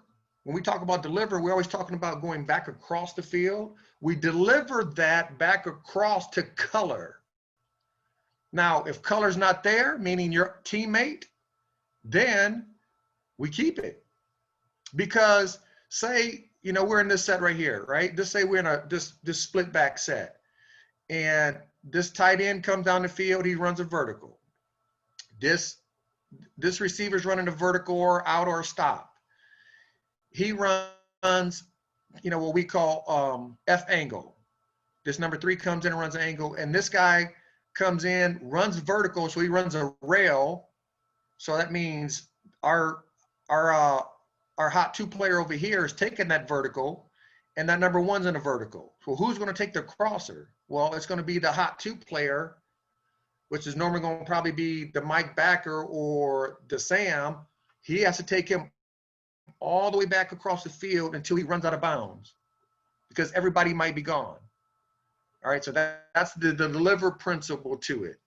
All right, so match, carry, deliver is the principle you always have in a fire zone because you always bring 5 on. You bring 5, you have 3 underneath and 3 deep, and it's more like a man-to-man than zone.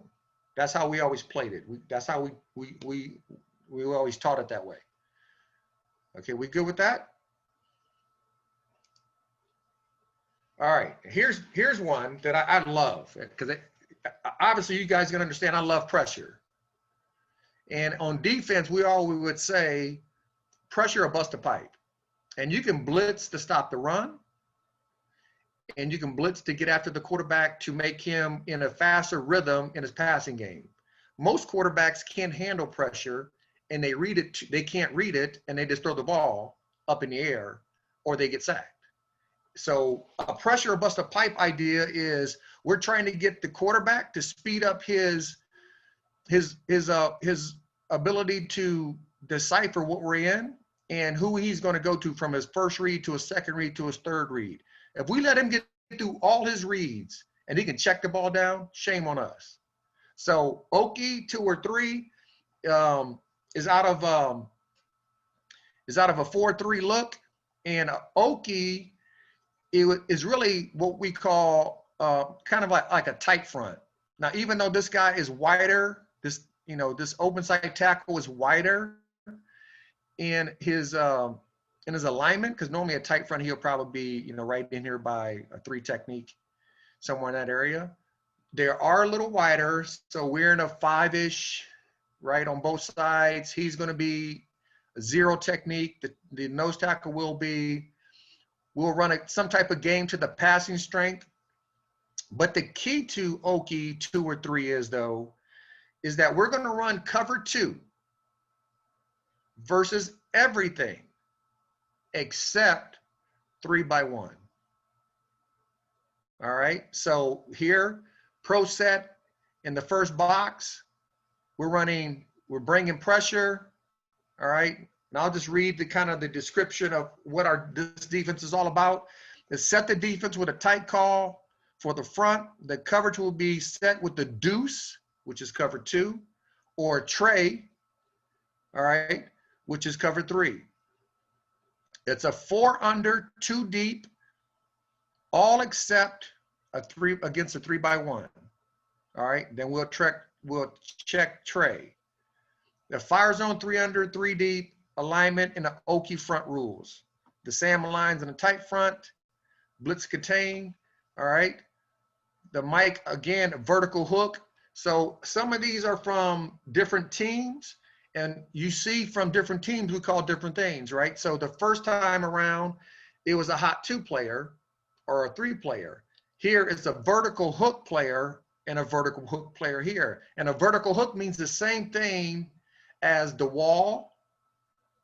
So remember the mic and the wheel, we had the wall off the slasher? Vertical hook means the exact same thing. So you can call it whatever you want to when you have your guys carry. All right. So here we're going to have the Sam coming off the edge, the ends coming off the edge. We're making sure that this tackle is getting in the crease of the B gap. And the thing about the nose tackle, so he's getting in the crease of the B gap here. The thing about the nose tackle, though, the nose tackle normally follows the back. Okay, that was one of the things that we always did. And you see that right here in this 4th box, or the 2 boxes below. You see the nose tackle going either way, right? Well, he's following that tailback. All right, so he would always follow the tailback because he had the tailback, believe it or not. I know that's not probably the smartest thing to do in the National Football League, but when you bring pressure, a lot of times he's blocking that pressure, and that this tackle can kind of freely flow to both sides for either a screen. Now, if they brought him out in coverage or brought him out in the route, then we do have issues. All right, so that's the weakness of that defense. But we're in cover 2. So here we go. So you got a soft squat, and soft squats mean is that we're going to hit the guy, and then we're going to carry him about to 10 yards, reading inside to see what that Y does. If there's no number 2, then you can keep falling back. All right. The safeties kind of rule of thumb in the National Football League, it would be the safeties are a yard inside the numbers. In college and high school, I think in most other countries, they have the same field markings as college. Your numbers, your rules to have these guys drop are going to be closer to the hashes, because the hashes are so far away from each other. All right. So that's all it is. This is a simple defense. We see this is a tight left. We're bringing the Sam in the end. The corners are playing cover 2. It's a soft squat. Soft squat. My mic is vertical hook on anything coming from the strong side. The will is vertical hook, anything coming from the weak side, or if we see it right here, and in this, well, 2x2 set, you got them both different, you got them on different sides. And I almost messed myself up because I was thinking about the other defense we got coming up. So the will right here, it's a 2x2 set. They got the H flexed. The mic is vertical carrying on that H. The will vertical carry, excuse me, on the Y. The will is vertical carry on the H. We soft squat with the corners, and the safeties are playing cover 2. We got, it's really a 4-man pressure. It's not a 5-man pressure because the tackle is really, he has that remaining back, and he kind of flows with him either way that he's going. So this is a good call versus a screen because they're going to be going. He's going to be trying to sniff that guy out. If he's blocking, then he's going to be following the quarterback. All right. And the last one in this box right here, the 4th box on the right, it is a 3x1. Now we make our tray call, and we're still bringing our outside, our Sam and our in, right? We see the 4-man rush. That remaining tackle, nose tackle, is still following that back. Unless he blocks, then he can like spy the quarterback. And now we are now here. We're seaming, because now we go to tray, right? We go to tray. We're not in induce anymore because we're not in the 2x2 set or anything else. When you go to 3x1, you go to tray. Now this strong safety is a seam player. This outside corner is a fire zone player. And what that means is when he's a fire zone player, he does not call China. So if they ran a China 7, he would take the China, the corner will, and the safety would stay on the 7 cut. If that makes sense to you guys. All right. And then this mic backer is 3 receiver hook, and this will is a seam on the weak side, which more than likely he's going to be a hole player. If that makes sense. Yes, Yeah, Coach, this is Coach Rod. Franco. Just a quick note on that one. On the free safety, would you say that his eyes, as he's going into the middle third, eyes are on number 3? And if the number 3 gets his a vertical, eyes is always on number 3. His eyes are perfect. He's going to work to speed, and his speed is right here. This H and this 8. This H and Y.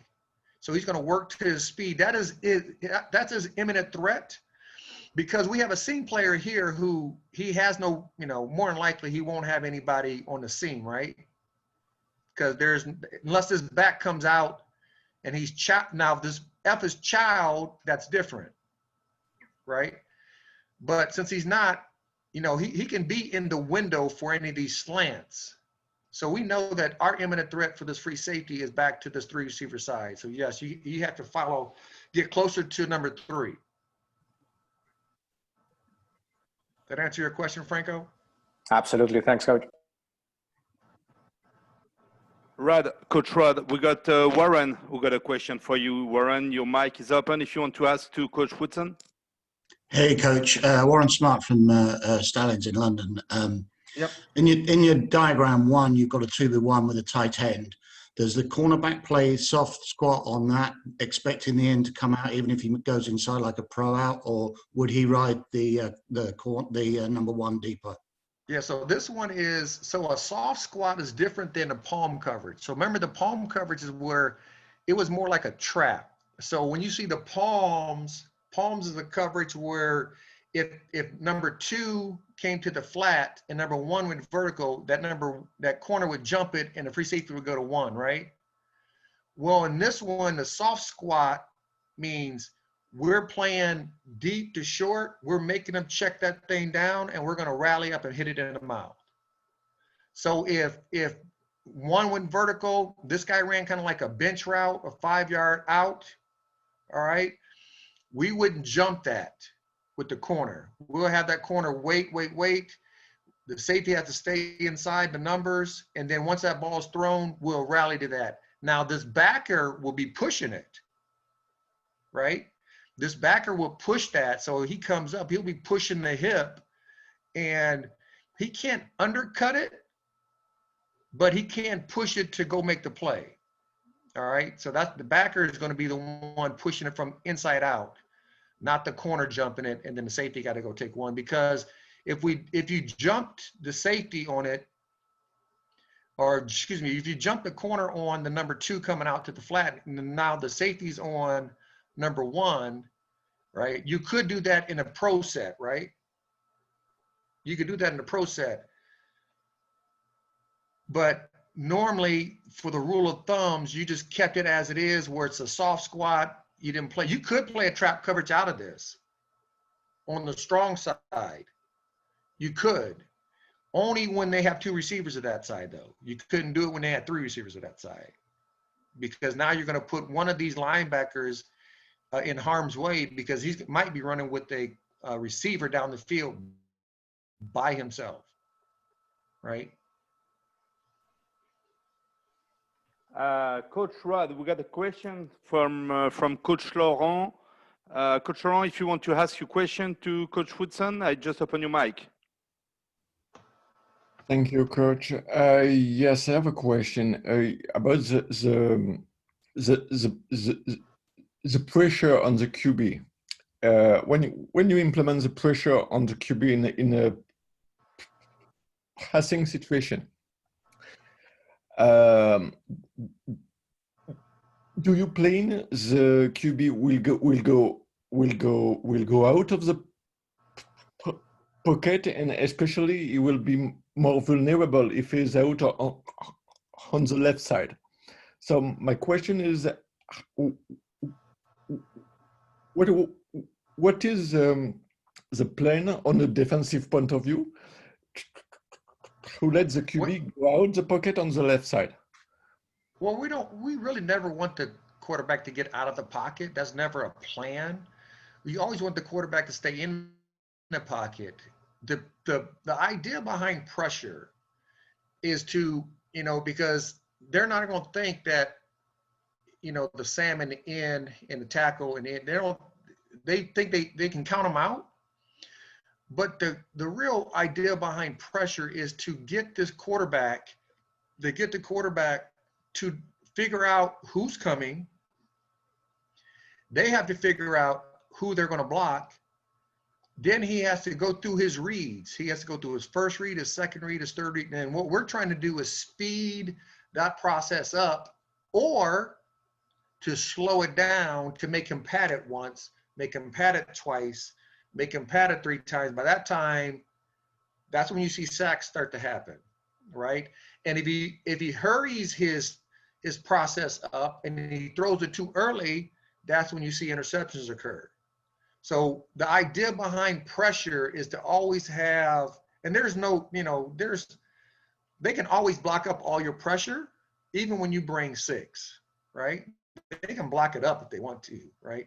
The key though is to make sure, or you're trying to get him to rush his reads up, or to have him pat the ball 1 or 2 times. But we never really want him out of the pocket. You normally want to keep your quarterbacks in the pocket, but they get out. And when they get out, that's when you have to teach your plaster rules. Thanks a lot. Thank you. Any questions? And this is the easiest one of the night. But I just liked it because I just thought it's a different type of defense. It's a real base defense. It's nothing but cover 2. That's all it is. Any questions? Any questions for the moment?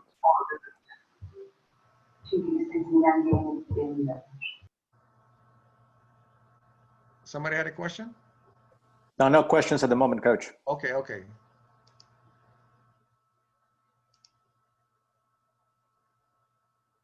All right.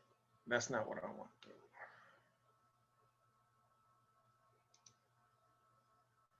All right, here we go. All right, this is under smash fire zone. So under smash fire zone is an under front, all right? It's out of a 4-3. Now it could be a 3-4, right? And we talked about this because this could be the Sam, this can be the mic, this can be the buck, and this would be the wheel. And then you would be at in, nose tackle, end, right? So it could be a 3, that's what football is. Football, all these things right here, all these guys in here are kind of X's, and you can put who you want there. Now it's a little bit harder for the nose tackle because you kind of want a big body guy, but almost for everybody else, especially when you think about the Sam in the sub package, who is the Sam? The nickel, right? Everybody are X's. So just think of X's across the board. Normally though, the nose tackle is a little bit bigger guy, so he might not be the X, all right? So smash fire zone, all right? Smash fire zone is a 5-man pressure, the safety rotation down to the pressure side. All right, we're gonna match, carry, deliver, which we talked about, right? We talked about match, carry, deliver. All right. There's and then here with the Raiders, we call this hot 2, hot 3. Now we saw with, with the Steelers, we called it wall coverage, right? And then we called it vertical coverage. We called it 2 different things with the Steelers. But when I got to the Raiders, we just called it hot 2, hot 3, because that's who you have. You have the hot 2 player or the hot 3 player. And all that means is here's the hot 2 player is the tight end. If this guy goes over here, he's the hot 2 player to the weak side. And whatever way he goes, he's going to be the hot 3 player. That's all that means. Okay, guys? All right. So a left and right call to the passing strength. We really didn't do field calls with this smash. We just always called it. You just made the call. It didn't matter if it was in the middle of the field or in the hash. All right. Sam contain rushes. We always call that a turnback player. Chase mechanics. Turnback means if the ball comes to him, he has to make sure he turns this ball back inside. Right. Remember the last time I said we got to make sure this tackle who lats, we got to make sure this tackle who lats feeds the blitz, right? So this tackle is critical to fire zones. That backside tackle is critical to fire zone because he has to be the one to get vertical to have this running. Say they try to run the ball to the open side, they have to see that and then put their foot back in the ground and come back this way toward the blitz. That's what feed the blitz means. All right, just make sure this tackle is getting vertical. All right. Then our Mike backer in a smash call means smash is our Sam and our Mike are blitzing. All right. Ian he's gonna long scoop and come inside in the A gap. Again, this nose tackle is going to be in that 0, going to be shade. It's the underfront. He's shaded. He's in that shade. He's going to rack that center. We got that open side tackle is going to lat him. And then this Mike is going to scrape right off the end. So we're trying to get this tackle for a hot second or this guard to step down. This tackle is going to kick out for the Sam, for him to step down, and for him to come and be free. If he's not free, he has a back on the linebacker, and we believe that's a win. All right. In a defensive mindset, anytime we can get a linebacker on a running back in a passing set, our linebacker should be stronger than the running back. That's what we always think. All right. All right. Smash fire zone. So on the strong side, we see here in box 1, pro set. All right. Pro set, we're calling it down to the strong side, which is the left side. Lou. We know this strong safety comes down as the hot 2 player. There's free safety. We say this free safety 60-40. And what we're saying by that is that he's 60-40 because this strong safety has this tight end. If this tight end ran all the way down the field, this safety has him. If this Z ran all the way down the field, the safety has him. So what we call this 60-40 with the Raiders, but with the Steelers, we called it a modified post. we modified the post away from the down safety because in that fire zone, we knew the safety was going to carry that seam if that Y or the number 2 went all the way down the field, if that makes sense. All right. So here in box 2 is smash fire zone, but it's a slot set. Where's the strength? It's the passing strength. The passing strength is a 2 receiver side. We call Roger, Roger, Roger. The Sam is coming. The mic is scraping off that end again. We make sure we're latting away from that, right? Latting away from it. Now, the only downside to this, and let me go back, the only downside to having this in a 4-3 is that you do have that Leo, who we said is the most athletic defensive end that you have, in coverage. All right, that's the only downside to it. All right, so, you know, we didn't call this a lot with Khalil Mack and with the Raiders, but when we didn't have Khalil Mack, we called it quite a bit. All right, because we didn't want to put Khalil Mack in coverage. We wanted Khalil Mack to rush people. But here again, strong side, number 2, a tight coverage, which is a fire zone 1/3 coverage. He's taking that hot 2 player. He's bringing the blitz. He's going to go hot 3 depending on which side he goes to. And we know Khalil Mack is hot 2, but where's the hot 2 player at? He's in the backfield, right? And then this corner really has this tight end man-to-man unless he goes shallow cross. And the corners never chase shallow crosses, right? In the fire zone, never chase the shallow cross in the fire zone, if that makes sense. Any questions with that?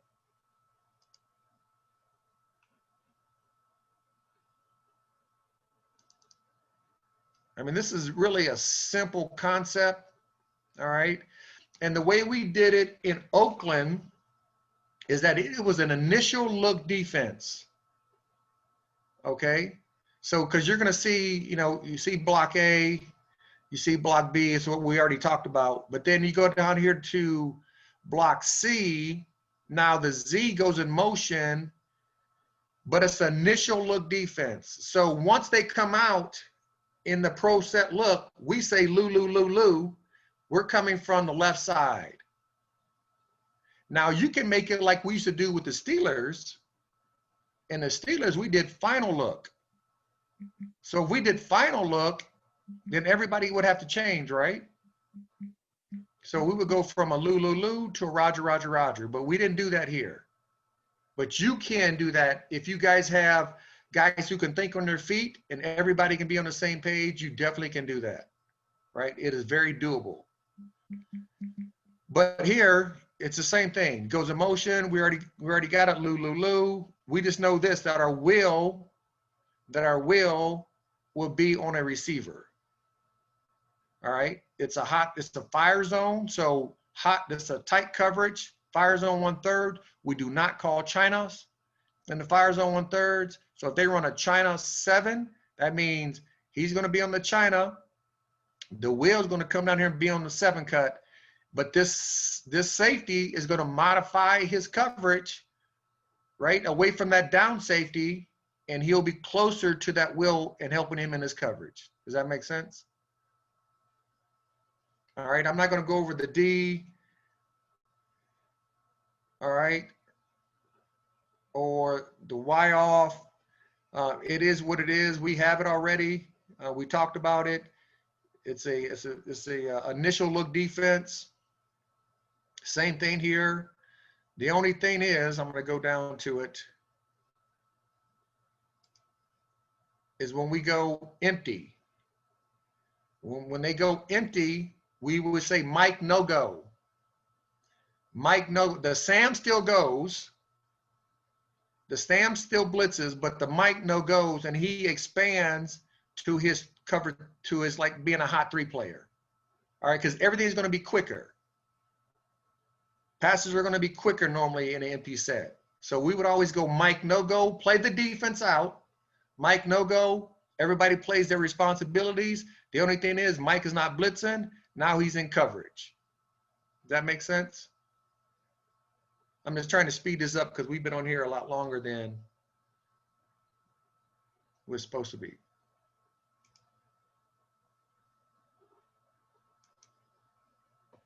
All right. Was any questions? That's very clear, coach. All right. So we It's got, very good, coach. And just conscious of time, perhaps, what time is it in Europe? Here in the US, it's very early. No, that's Still. good. That's 10. I tell you what, 15 PM. we'll do Okay. we'll do one more, and with a sub package, which is one of my favorite coverages that we used to run, and we'll do that one, and then we'll stop, and because we've gone quite over what we're doing, want to go to. All right. So this would be called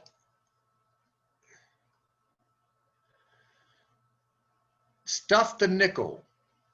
Stuff the nickel. Now you could do it where you said stuff a jersey number. So if the opposing team just had a beast receiver and he was really good, really big, really strong, you could say the same thing. You could stuff his number, so jersey number. But we always stuff the nickel. All right, and all this is we're playing a Cleo here, and Cleo is just like kind of like a man under. He's kind of playing him man. He's vertical hook. He's half field over here. He's 3 receiver hook over here, and over here they're playing quarters. So we're playing kind of like it's like cover 6, but you're always going to the nickel. And this is the one thing. Move this right here. And I think we all understand what cover 6 is, who've been in football for a little while. Just to go to this one. All right. The only great thing about this, the cover will change with your nickel. Okay. The cover would change with your nickel. So if we start out right here, we're in box 1, we're in a 2x2 set. We stuff the nickel, and we stuff right. We know this corner is a Cleo corner, which is kind of like a man under corner. This is a vertical hook. The nickel's taking that vertical hook. That means he's taking that E. That E went all the way down the field on a go. That nickel will stay with him. All right. And then this Mike was a 3 receiver hook. And anytime you heard a 3 receiver hook, he is also vertical. So if this Y in box number 2 went vertical, because this is stuff left, because the nickel's left, he's stuff left, then he would have to go with him vertical. Now, the hard thing is, or the good thing is anytime you had 3 receivers away, and remember this is cover 4, right? Cover 4 on the backside. A rule of thumb in cover 4, when you had trips away, is that we always call that 3 to X. Okay, so this free safety, even though this is cover 4 here, this free safety will be looking at this Y. If this Y ran down the middle of the field, this free safety would try to help this backer, because sometimes that can be a matchup that we don't like because of this foot speed. And this corner has to understand he might lose his safety. That's the only negative of this whole defense. This is a really kind of a cut-paste defense that I like, because you can find their best receiver and you can go to him. Now, this one right here says stuff the nickel, so it's always following a nickel. But if you did it stuffed a number jersey, it's going to follow that best receiver across the board, and you're always going to be rotating and hitting him and having multiple guys in his face with a safety over top. Does that make sense? All right. And the only one that I want to go to is right here, which is a kind of it can throw a curveball at you on this bunch route. So if they get in these bunches and stuff the nickel, what we would call, we'll just say final. Now we didn't say 1, 2, 3, even though that's on the paper. We just said final. And that's all that was telling everybody is the corner, you're going to take the final one, the nickel, you're going to be a little bit softer, because you're going to still have to take that vertical, and then the wheel is going to take the final 3. That's all that's saying. And the only difference is that the nickel wouldn't be as hard. This corner can come down here sometimes and play. I would say the corner needs to come down here and play a little harder, because a lot of times offensive teams will run into the trips. All right, so you got to make sure you set the edge. All right, if that makes sense. Coach, and on that note, I think this is perfect when that bunch formation, the wide receivers start crossing, right, and they're trying to create a rub. I think that final, helps out the defenders in this case to cover in a better way. Right. And then so that was one, and I forgot that in the box A, if we get stacks, we what we call a triangle, and all we did was, if this guy goes to the flat, the corner takes him. If he comes up the field, then he's going to be inside vertical with him, and the free safety will almost kind of double the vertical. We never double underneath routes. We always double the vertical. So the triangle means we're going to play, the corner's going to play outside here, the nickel's going to play inside, the safety's over top. Now, if they were like this, which is very rare, if they both will run vertical, but say this E ran a vertical and this X ran a vertical, well, this safety has to make sure he gets enough depth and still play his cover 2 idea behind it. And this corner will take the E and the nickel will take the X, while the safety will play the middle, if that makes sense. All right. If not, normally the guy off the ball runs some type of shallow route. That's kind of a rule of thumb for offenses. So that means he would take him, and then they would double the X. Or say this E came across shallow, this nickel would take him, then the corner would take the X with the free safety being inside. They'll still be doubling that X. Does that make sense? Anybody has any questions about stuff the nickel? Stuff the nickel was a really fun defense. I didn't play it.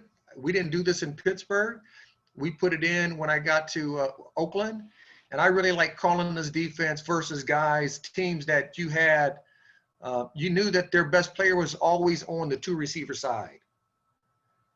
And you always had people in his face. You never had him running free. And I like this type of call. All right. Only thing, I think we have something with,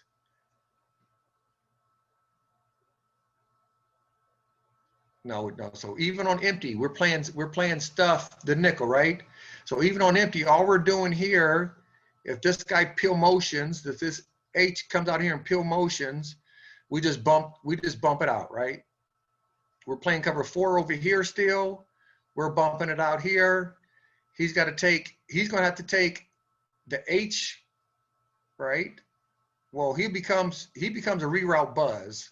So, or a quarter flat player, because it's cover 4. So this will be a quarter flat player. He'll be a 3 receiver hook. That means, again, what? What does 3 receiver hook means? It means he's taking that guy vertical if number 3 went vertical, right? So you can say a 3 receiver hook. You can say a vertical carry. I think calling it what it is helps your players. It's a vertical carry. Call it vertical carry. And then your guys won't get confused, and they know they have a vertical carry guy, right? So that's what I would do, but we as a staff decided not to call it a vertical carry, and we called it 3 receiver hook, all right? But that's the only thing out of empty that you do. We don't check out of it or anything like that. We keep on playing it, and everybody has to bump out and understand their responsibilities. Any questions? No questions. All right. Well, that is the end of it, because I think we've been doing this for, oh my gosh, almost over 2 hours and 15 minutes. All right, we all love football, Coach. Yeah, I love ball. I definitely love ball. I'll take some of the blame. You're going to taking 75% of the blame since you're 75. Okay, I can handle that. I can handle that. And Coach, perhaps just as a wrap up, Coach, re-emphasizing what you're trying to achieve through Hope. And this is just a little taste of, I think, what we're trying to do in expanding, sharing the knowledge, through you and everybody who's participant. Perhaps just to re-emphasize that. Yeah, I mean, I love ball. Listen, I've been playing football since I've been 9 years old. I've been very blessed to be around some great coaches. Chuck Noll and Tony Dungy. I said a guy named Rod Russ, which most of you guys probably don't know, but he died 2 years ago. And the guy knew ball. And if I didn't have him in my life as a player, I probably would have reached the ceiling that I reached, because he challenged me to learn the game, the nuances of the game, the little things of the game, and take the game seriously. And so having somebody like him, and then I had, Bill Cower and Dick LeBeau and Dom Capers. So over my 10 years of being in Pittsburgh, I've been very blessed. Everything I have in my life, I have because of football. And not only monetarily, but football gave me confidence. I was a shy kid. I didn't talk to people growing up. People would say hello to me, and I'd be like, and then, they wouldn't hear me. But as I played and got better in sports, I had more confidence in my life. And that's really what we're all about. We're about giving kids confidence and instilling that confidence. And like I said at the very beginning, it's the I can, I will attitude for kids. We as coaches, all you coaches on this call should be sharing your knowledge with each other, but also with your players, because your players, the more they know the game, the easier it is going to be for them to go play. And they're going to play so much better, because doubt slows all players down, and nobody can be the best when they don't know what they're doing. So I encourage everybody to keep sharing the knowledge and keep inspiring young men to be better, not just on the football field, guys, but in their communities, in the classroom, as a brother, as a son, as a friend. So I'm asking everybody on this call just to step their game up. And, we're doing this through Zoom because we're in a pandemic. Hopefully in the near future, the pandemic, is over, and we can come over to the different countries, not U.S., but different countries, and share our knowledge in person. And what we do in person is that we do a 2.5-day camp with a speed clinic.